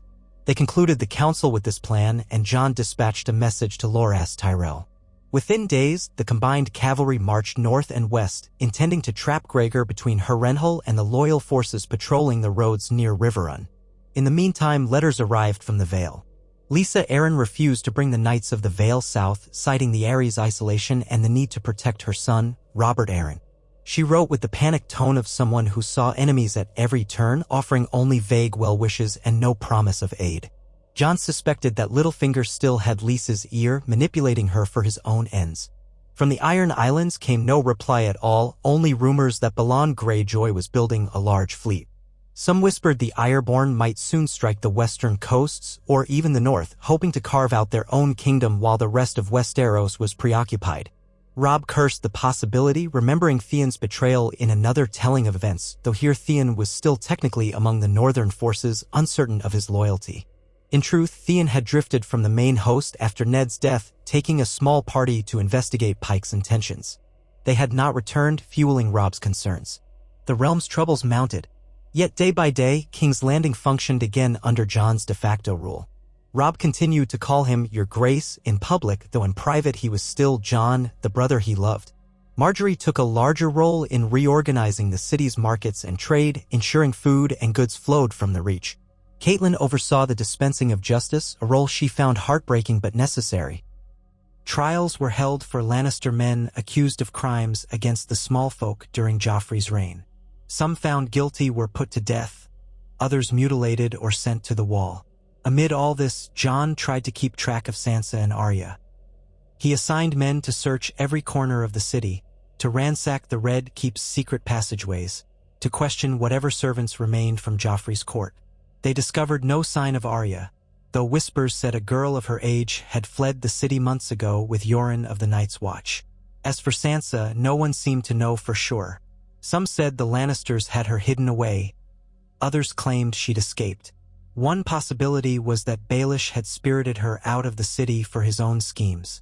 Late one evening, after a draining session hearing petitions in the throne room, where the Iron Throne glinted behind him like a silent judge, Jon retreated to the solar that once belonged to the hand of the king. The door opened softly behind him, revealing Lady Catelyn. She looked exhausted, dark circles under her eyes. "May I speak with you, Jon?" she asked, in that careful tone she'd used since learning his parentage. He nodded, gesturing for her to sit. "Of course, my lady." He still addressed her formally, never quite sure how to navigate their relationship. She had apologized for her past treatment of him, yet they both carried old wounds. She sank into a chair, and he took the one opposite, near a small hearth. The room smelled of old parchment and smoke. A single candle flickered on the table between them. She inhaled slowly, folding her hands in her lap. "Ned would have been proud of how you've led here, you know. I see a measure of his mercy, his sense of honor, in the way you handle petitions." Her eyes shimmered, but she held the tears at bay. "I wanted to tell you that." Jon felt a lump in his throat. "Thank you. I only try to do what he'd have done, and to remember what he taught me." A silence passed. The candle flame danced, sending shadows across the walls. Finally, Catelyn said, "I worry about what will happen if we can't find Arya or Sansa. A part of me fears we're too late. Another part hopes, and that hope gnaws at me. I can't rest, thinking they might be somewhere in chains." Jon's voice tightened. "I understand. Believe me, I do. I won't stop searching. If I can spare men, I'll send them to the Riverlands or wherever we must look." She nodded, leaning forward. "Thank you. I also wanted to speak about the wedding." His brow furrowed. "Margaery's and mine?" "Yes. My son Robb agreed to it for the good of the realm. I see the sense in it, but I can't help but think of how different things might be if Ned had lived, if you had remained simply Jon Snow." She paused, sorrow flickering across her features. "I suppose what I mean is I never wanted this for you. A life of burdens, of precarious alliances, of threats from all sides. I was angry when Ned brought you home as a baby. But now, in a strange way, I pity you more than I ever resented you." Her words were raw, and though they stung, Jon heard the truth in them. "I appreciate your honesty. I never asked for a throne. All I wanted was..." He trailed off, remembering how he dreamed of being recognized as a true Stark. "I wanted to belong. But it seems I belong to the realm now, not just one family." She reached out, hesitated, then gently set her hand atop his. "I see Ned in you, truly. And for that, I'm grateful. You have my support, Jon, as much as it matters." He managed a half-smile, warmed by the moment of genuine understanding. "Thank you. It matters to me." She withdrew her hand, composure returning. "Then we must do what needs to be done for the North and the rest of Westeros. Perhaps one day we'll all see peace again." The next weeks brought fresh developments. Word arrived that Roose Bolton and Ser Loras had cornered Gregor Clegane near the ruins of a small hamlet on the banks of the God's Eye. A fierce battle took place, the mountain cut down several knights, but in the end, he was badly wounded and captured. That day, a raven arrived bearing the seal of House Bolton. Gregor was in chains, delivered to Harrenhal. This news spread quickly, and celebrations erupted in King's Landing among the small folk who had suffered from the mountain's raids. Jon immediately sent word to Dorne, inviting Prince Doran to claim the prisoner. Gregor's presence in King's Landing might only spark trouble, so it was decided he would be moved eventually to a secure location, possibly the dungeons beneath the Red Keep, until Doran's emissaries arrived. The letter contained an offer: come see that the infamous Clegane is truly captured, and witness that a Targaryen king, son of Rhaegar, means to honor Doran's grievances. Amid these gains, however, more uncertain tidings came from the Westerlands. Tywin Lannister had entrenched himself at Casterly Rock with a formidable host. The gold mines still gave him resources, and more sellswords arrived each month. If pressed, Tywin could fund a lengthy resistance. Meanwhile, Greyjoy reavers began raiding the coasts of the Reach and the Westerlands. With the Lannisters distracted, the Ironborn saw easy pickings. The entire western coast teetered on the brink of chaos. But Tywin did not strike directly at King's Landing. The siege lines in the Crownlands that Robb had prepared remained untested. Instead, Tywin was rumored to be consolidating alliances among lesser houses in the Westerlands, waiting for the perfect moment to drive a wedge into the combined armies of Stark and Tyrell. If war flared anew in the west and Stannis emerged in the east, the city could be threatened from two sides. One chilly dawn, Jon was roused by urgent knocking. He pulled on a plain tunic and opened the door to find a breathless Stark guardsman. "Beg pardon, your grace," the man said, "but a messenger's come from the Vale, urgent news." Jon hurried to the courtyard, where Robb and several others had gathered around a man draped in a thick cloak embroidered with the Falcon and Moon sigil of House Arryn. The messenger, pale and shaking from a hard ride, bowed low. "Your grace, my lords," he said. "I bring word from the Eyrie. Lady Lysa Arryn is dead." A collective gasp sounded. Catelyn's face went white. "My sister, dead? How?" The messenger licked his lips. "An accident, or possibly murder. Rumor claims she fell or was thrown from the moon door." A hush fell. Jon's thoughts whirled. Lysa's death could change the entire dynamic of the Vale. "Who rules the Eyrie now?" he asked. "Her son, Robert Arryn," the messenger answered. "But the boy is weak, sickly, easily swayed. Lord Peter Baelish has taken control as Lord Protector." Catelyn's eyes darkened. "Littlefinger. 7 hells." Robb scowled. "So Baelish rules the Vale in all but name. That's not good news. He's too cunning, too slippery." Jon exhaled. "We must confirm if it truly was an accident. If Baelish arranged Lysa's death, he now wields the Vale's knights. That could be a grave threat if he sides with Tywin or with Stannis, or simply plays his own game." The messenger nodded. "Lord Baelish sends his warm regards and says he is open to mutually beneficial alliances." "What does that mean?" Robb muttered, gripping the hilt of his sword. "He's probably angling for some bribe or promise of power." Jon rubbed his temples. "We'll have to write to him, invite him to come to King's Landing and pay homage, or at least treat with us. For now, we can't afford another front of war." Catelyn looked like she might protest, but she held her tongue. Jon guessed that the mention of Baelish stirred complicated memories. She had once known him as Peter, a friend in her youth, though that had ended in heartbreak and enmity. Thus, even as the realm stabilized in some areas, new conflicts rose.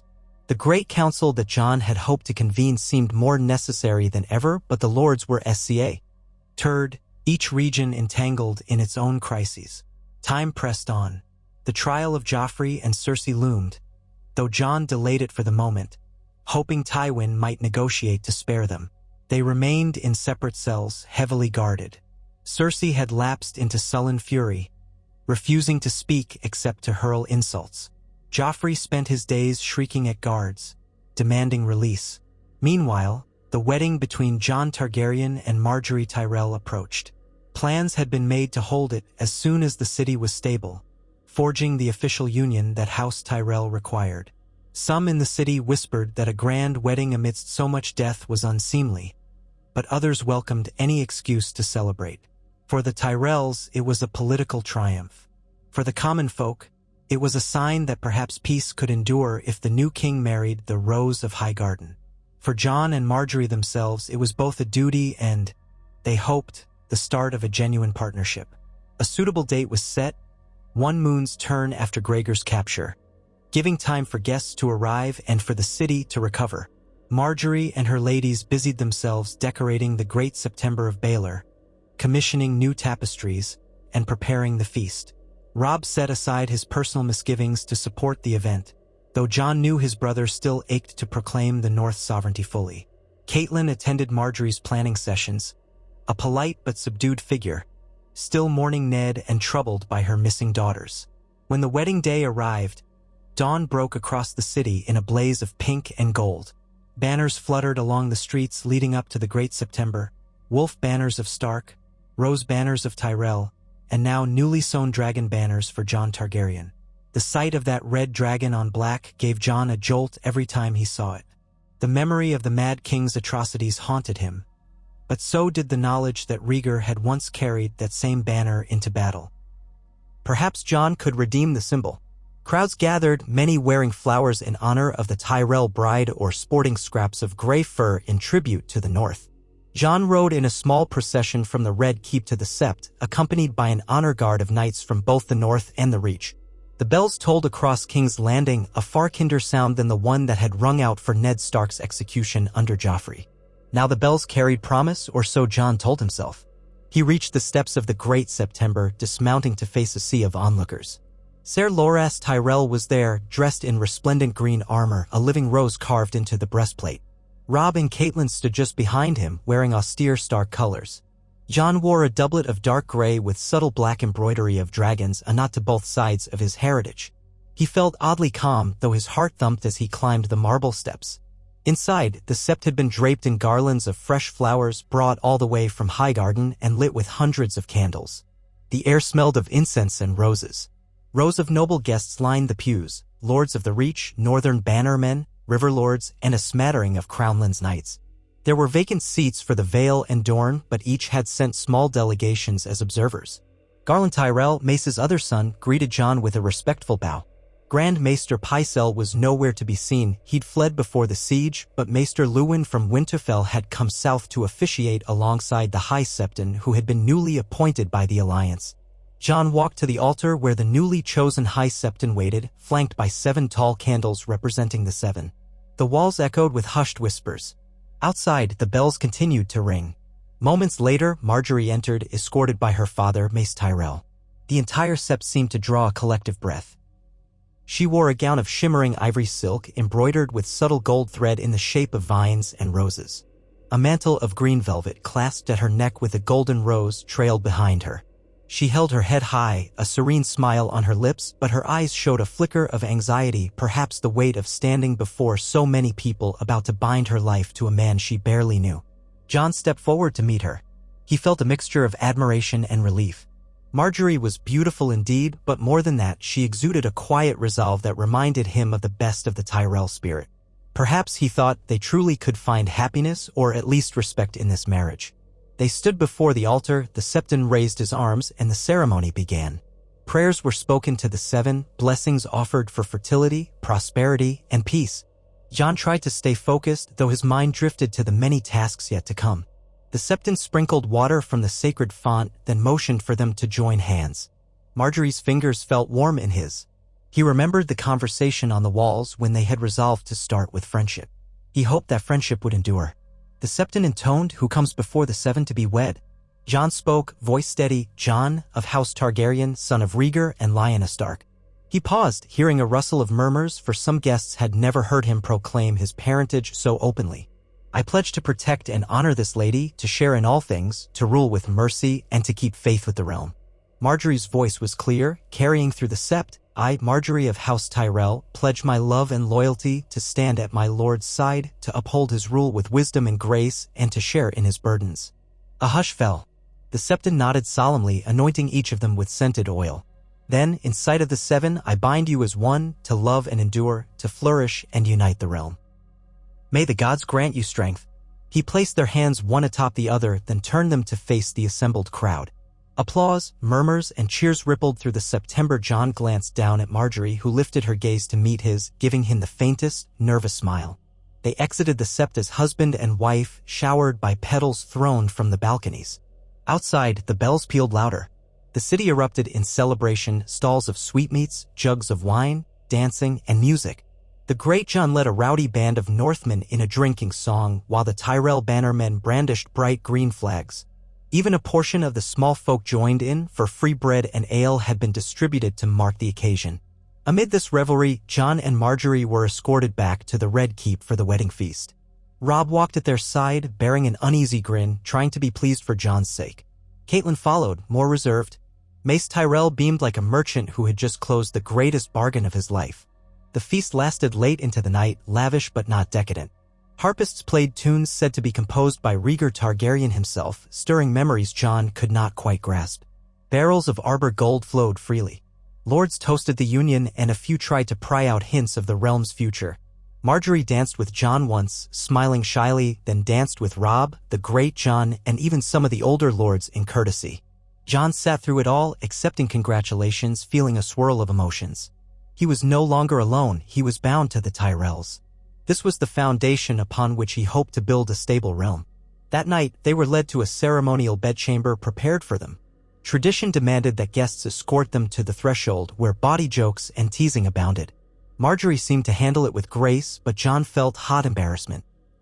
Nonetheless, he played his part, seeing the uncertain gratitude in her eyes when he guided her into the chamber and shut the door. They shared an awkward but sincere conversation by candlelight, both tired from the day's ordeal. Margaery admitted a measure of relief that the wedding was done.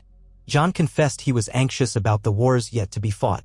A tentative warmth sparked between them, not exactly love at first sight, but mutual respect and understanding of the role they each had to play.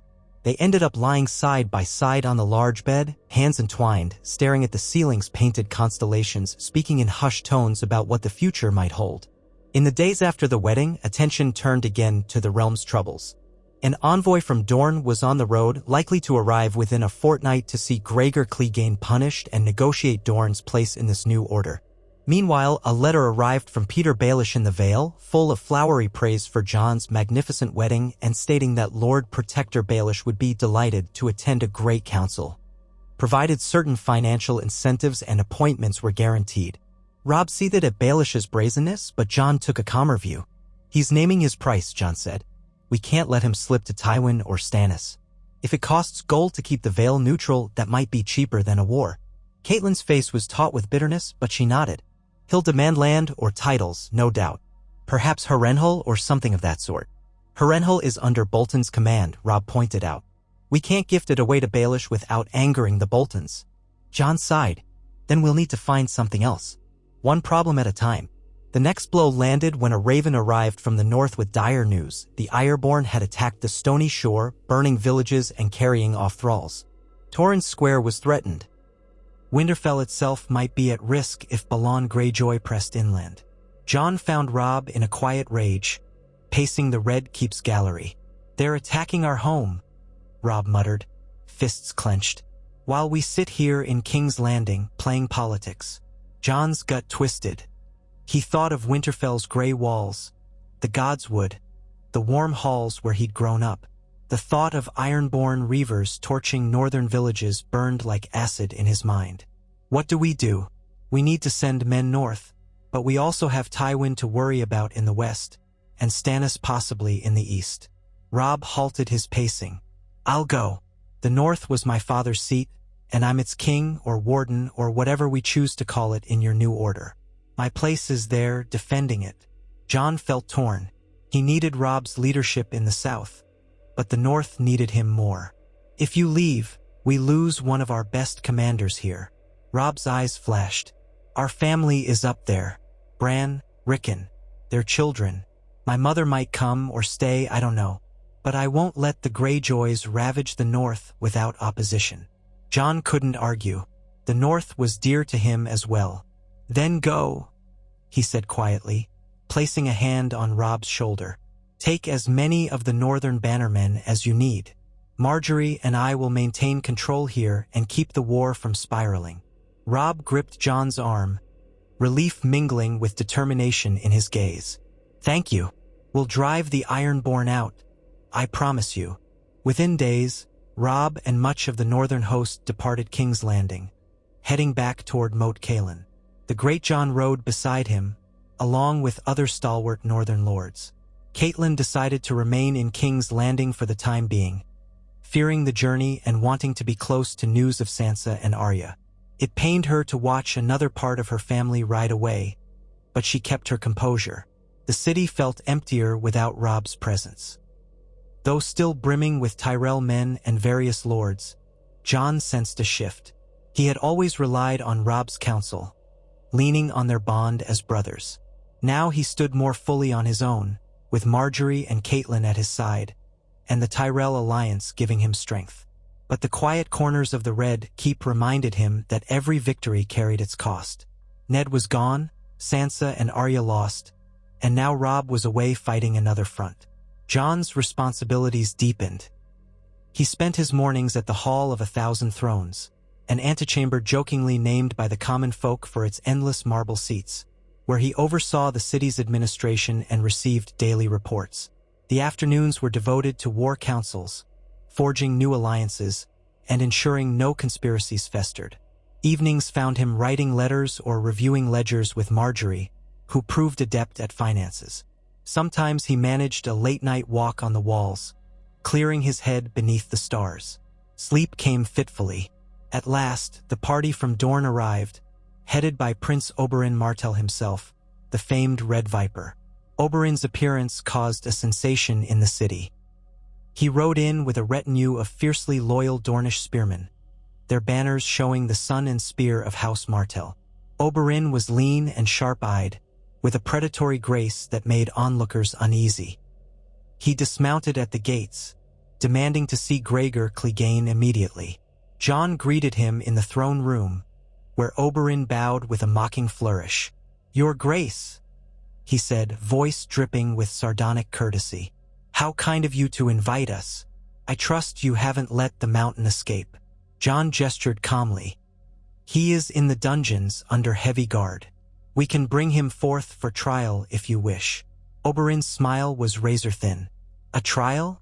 The man murdered my sister, Elia, and her children. He tortured her, tore her apart while her babes died. Prince Doran wants justice, but I want more than a trial. I want him to feel what Elia felt." The entire throne room tensed.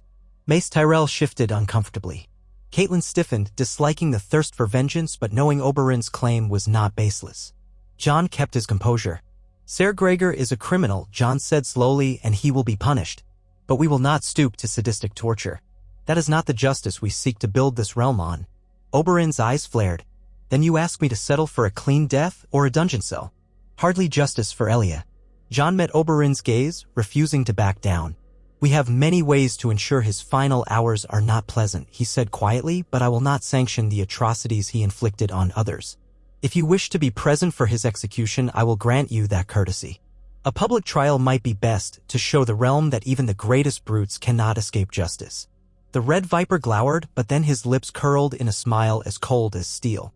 "Very well. Show the realm that you are different from the Lannisters. Give him his trial, condemn him, and let me watch him die. Then I will believe you truly mean peace with Dorne."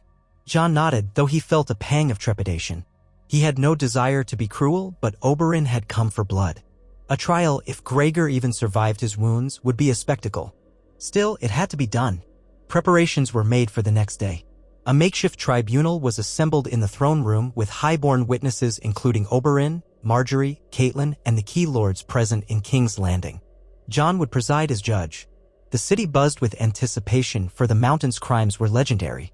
The small folk whispered that he had the strength of 10 men, that no sword could pierce his hide. Others said he was half dead from his wounds. When the time came, guards dragged Gregor Clegane into the throne room, chains rattling. He was indeed enormous, but pale and gaunt, his injuries poorly healed. Bruises and bandages swathed his torso. Yet there was still a murderous glint in his eyes, and he snarled at anyone who came near. Oberyn watched from the side, teeth clenched so hard the muscle in his jaw twitched. Jon, seated on the Iron Throne itself for the first time in public, called the proceedings to order. He recited Gregor's charges: the murder of Elia Martell and her children, countless rapes and pillaging in the Riverlands, the killing of hundreds of innocents. Witnesses came forward, former Lannister men who turned coat, Riverlanders who had survived his raids. Ser Gregor responded only with curses and the occasional growl. At last, Oberyn demanded to speak, detailing in graphic, furious detail how Elia was slain. The air in the throne room grew thick with horror. Even the guards shifted uncomfortably. Jon stood, letting the hush settle. Ser Gregor Clegane, you stand condemned by your own deeds.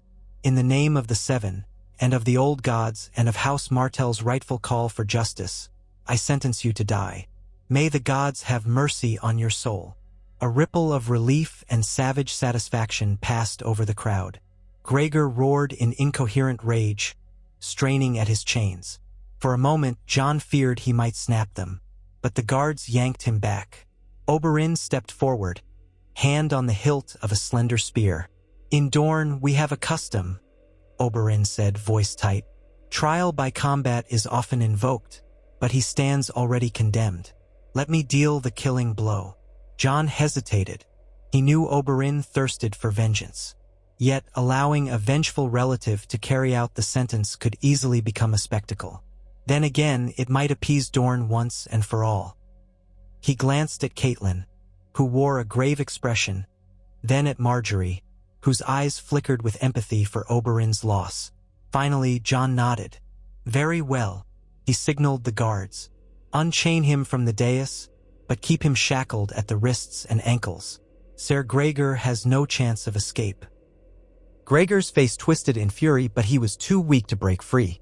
The guards half-dragged him to the center of the throne room, Oberyn following with cat-like grace. Whispers rippled through the onlookers, some disgusted, others morbidly fascinated. Oberyn leveled his spear. This is for Elia, he said, voice trembling with emotion. Then, without hesitation, he thrust the spear forward. Gregor, even hobbled, managed to twist enough that the spear glanced off his side. He bellowed and lurched, almost knocking Oberyn off his feet with a wild swing of his chained arms. Guards rushed in, but Jon signaled them to stand back. Let Oberyn finish it, or at least try. The Red Viper circled, feinting. Gregor lunged, leaving himself open. Oberyn seized the chance and drove the spear into Gregor's chest. The big man went down hard, blood gushing. Yet with his dying breath, he lunged forward, grabbing Oberyn's shoulder, nearly dragging him into a bone-crushing embrace.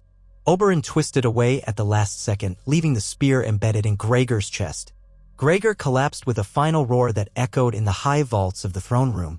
Then he lay still, blood pooling. Oberyn stood panting, blood spattered on his clothing, eyes ablaze with triumph and heartbreak. The hush was absolute. Jon could feel every face turn to him, waiting to see if he would reprove Oberyn or confirm the deed. Rising from the Iron Throne, Jon said in a clear voice, "Justice has been done. Let this stand as proof that cruelty and murder will not go unpunished in this new realm." The crowd erupted in applause and shouts, some in horror, some in approval. Oberyn wiped his brow, staring down at the mountain's corpse. Then he turned on his heel and bowed curtly to Jon. "Dorne's thanks, your grace." Shortly thereafter, Oberyn departed to write to his brother, Doran, confirming that their longtime foe was dead. Before leaving, he assured Jon that Dorne was now disposed to treat with him in good faith. The promise of a lasting peace with House Martell was a major step. But as Oberyn's party rode away, Jon still felt uneasy. Violence had satisfied vengeance, but it had been a grisly spectacle. And there were so many others who craved their own vengeance for personal losses. Would the rest of his reign be a procession of bloody retributions? He resolved to steer the realm toward reconciliation where possible, but he knew not everyone could be swayed so easily. Tywin remained unbowed in the west, Stannis lurked at Dragonstone, Baelish schemed in the Vale, Balon Greyjoy raided the north. The path to a truly unified realm might be long indeed. One evening, as the city settled under a purple twilight, Jon walked with Margaery through the Godwood of the Red Keep, an echo of Winterfell's own, though smaller and less ancient. She had taken to strolling there, enjoying the rare patch of greenery. The small weirwood tree stood in the corner, leaves rustling in the breeze off Blackwater Bay. Margaery paused by a reflecting pool. "Your mind is heavy," she noted softly, linking her arm with Jon's. "I see it in your eyes. The ghosts of battle, perhaps, or the burdens of state." Jon let out a slow breath. "Both and more. I can't help but wonder if I'm doing the right thing. Every step brings more conflict, more blood, more demands from every corner of the realm." She squeezed his arm gently. "War spares no one, and building peace is never easy. Yet consider how far we've come. The Lannisters are no longer in power, the city is being fed, the people look to you for leadership. There's hope where once there was only fear. He turned to her, searching her face. Have I made the realm better, or have I simply replaced one monarchy with another? She brushed a stray curl from his forehead. Better, she said firmly, if we keep working at it. Each act of mercy, each step toward justice, each alliance that spares thousands of lives, those are the bricks of a new foundation. He nodded, feeling a flicker of gratitude. Marjorie had become a steady presence, offering quiet counsel and a warm shoulder when the weight of kingship threatened to crush him. Thank you, he murmured. I only hope the rest of Westeros sees it that way. Tywin, Stannis, Baelish? They won't yield easily. She guided him closer to the weirwood, the leaves stirring overhead like crimson hands. We'll face them together, Jon, she said, her voice sure. Your brother is in the north safeguarding your home. You have loyal allies in the Reach and the Riverlands, and Dorne is close to joining us. The Vale might yet follow, even if it costs gold. Once we have peace at home, we can look beyond. Jon tensed, remembering a distant rumor. Daenerys Targaryen, the last surviving child of the Mad King, was said to be alive across the narrow sea, perhaps raising dragons. The notion had haunted him on and off. If Daenerys existed, she might challenge his own Targaryen claim. Or perhaps she might become another ally if they could find common ground. If she truly had dragons, that would shift the balance of power in ways unimaginable. Marjorie noticed his hesitation. Something troubles you? He weighed whether to tell her. She was his wife now, his partner.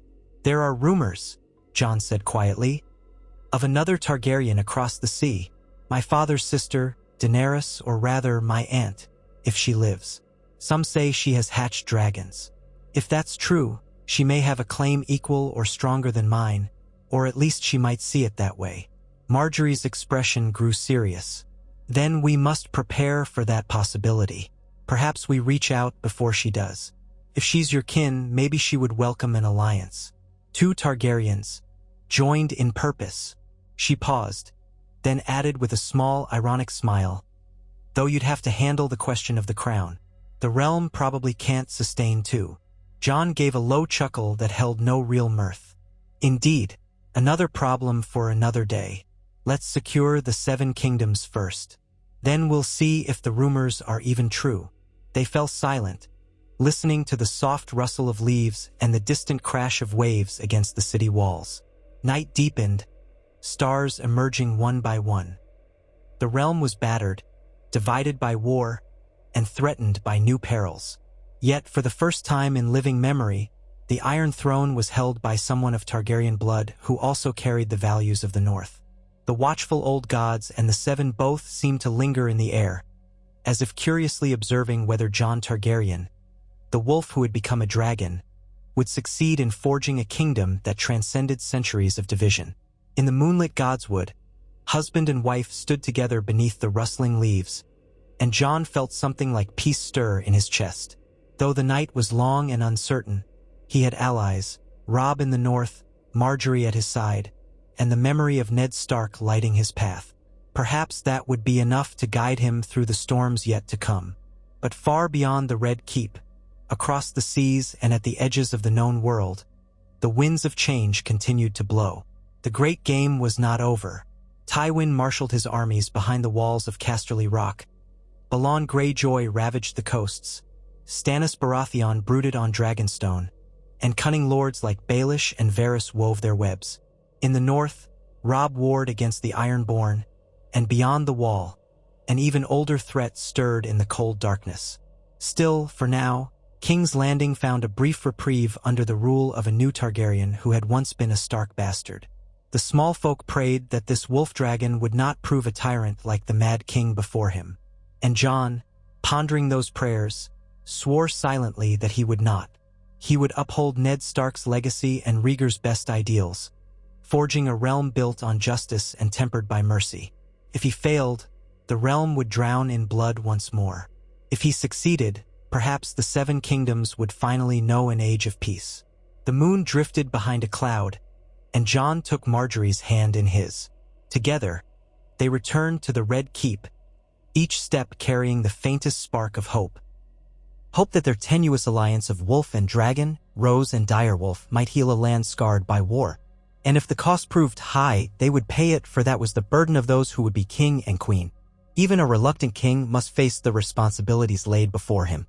And so the story continued, the next chapter of Westeros unfolding under the banner of a new Targaryen reign, guided by lessons learned in the harsh snows of Winterfell and tempered by the warmth of Reach roses. The realm's fate hung in the balance, and the future remained unwritten, but for a time, at least, there was a glimmer of hope amid the ruins, and the memory of Ned Stark's final oath still echoed in Jon's heart like a quiet vow that the dragon's return need not herald destruction, but instead a chance at redemption.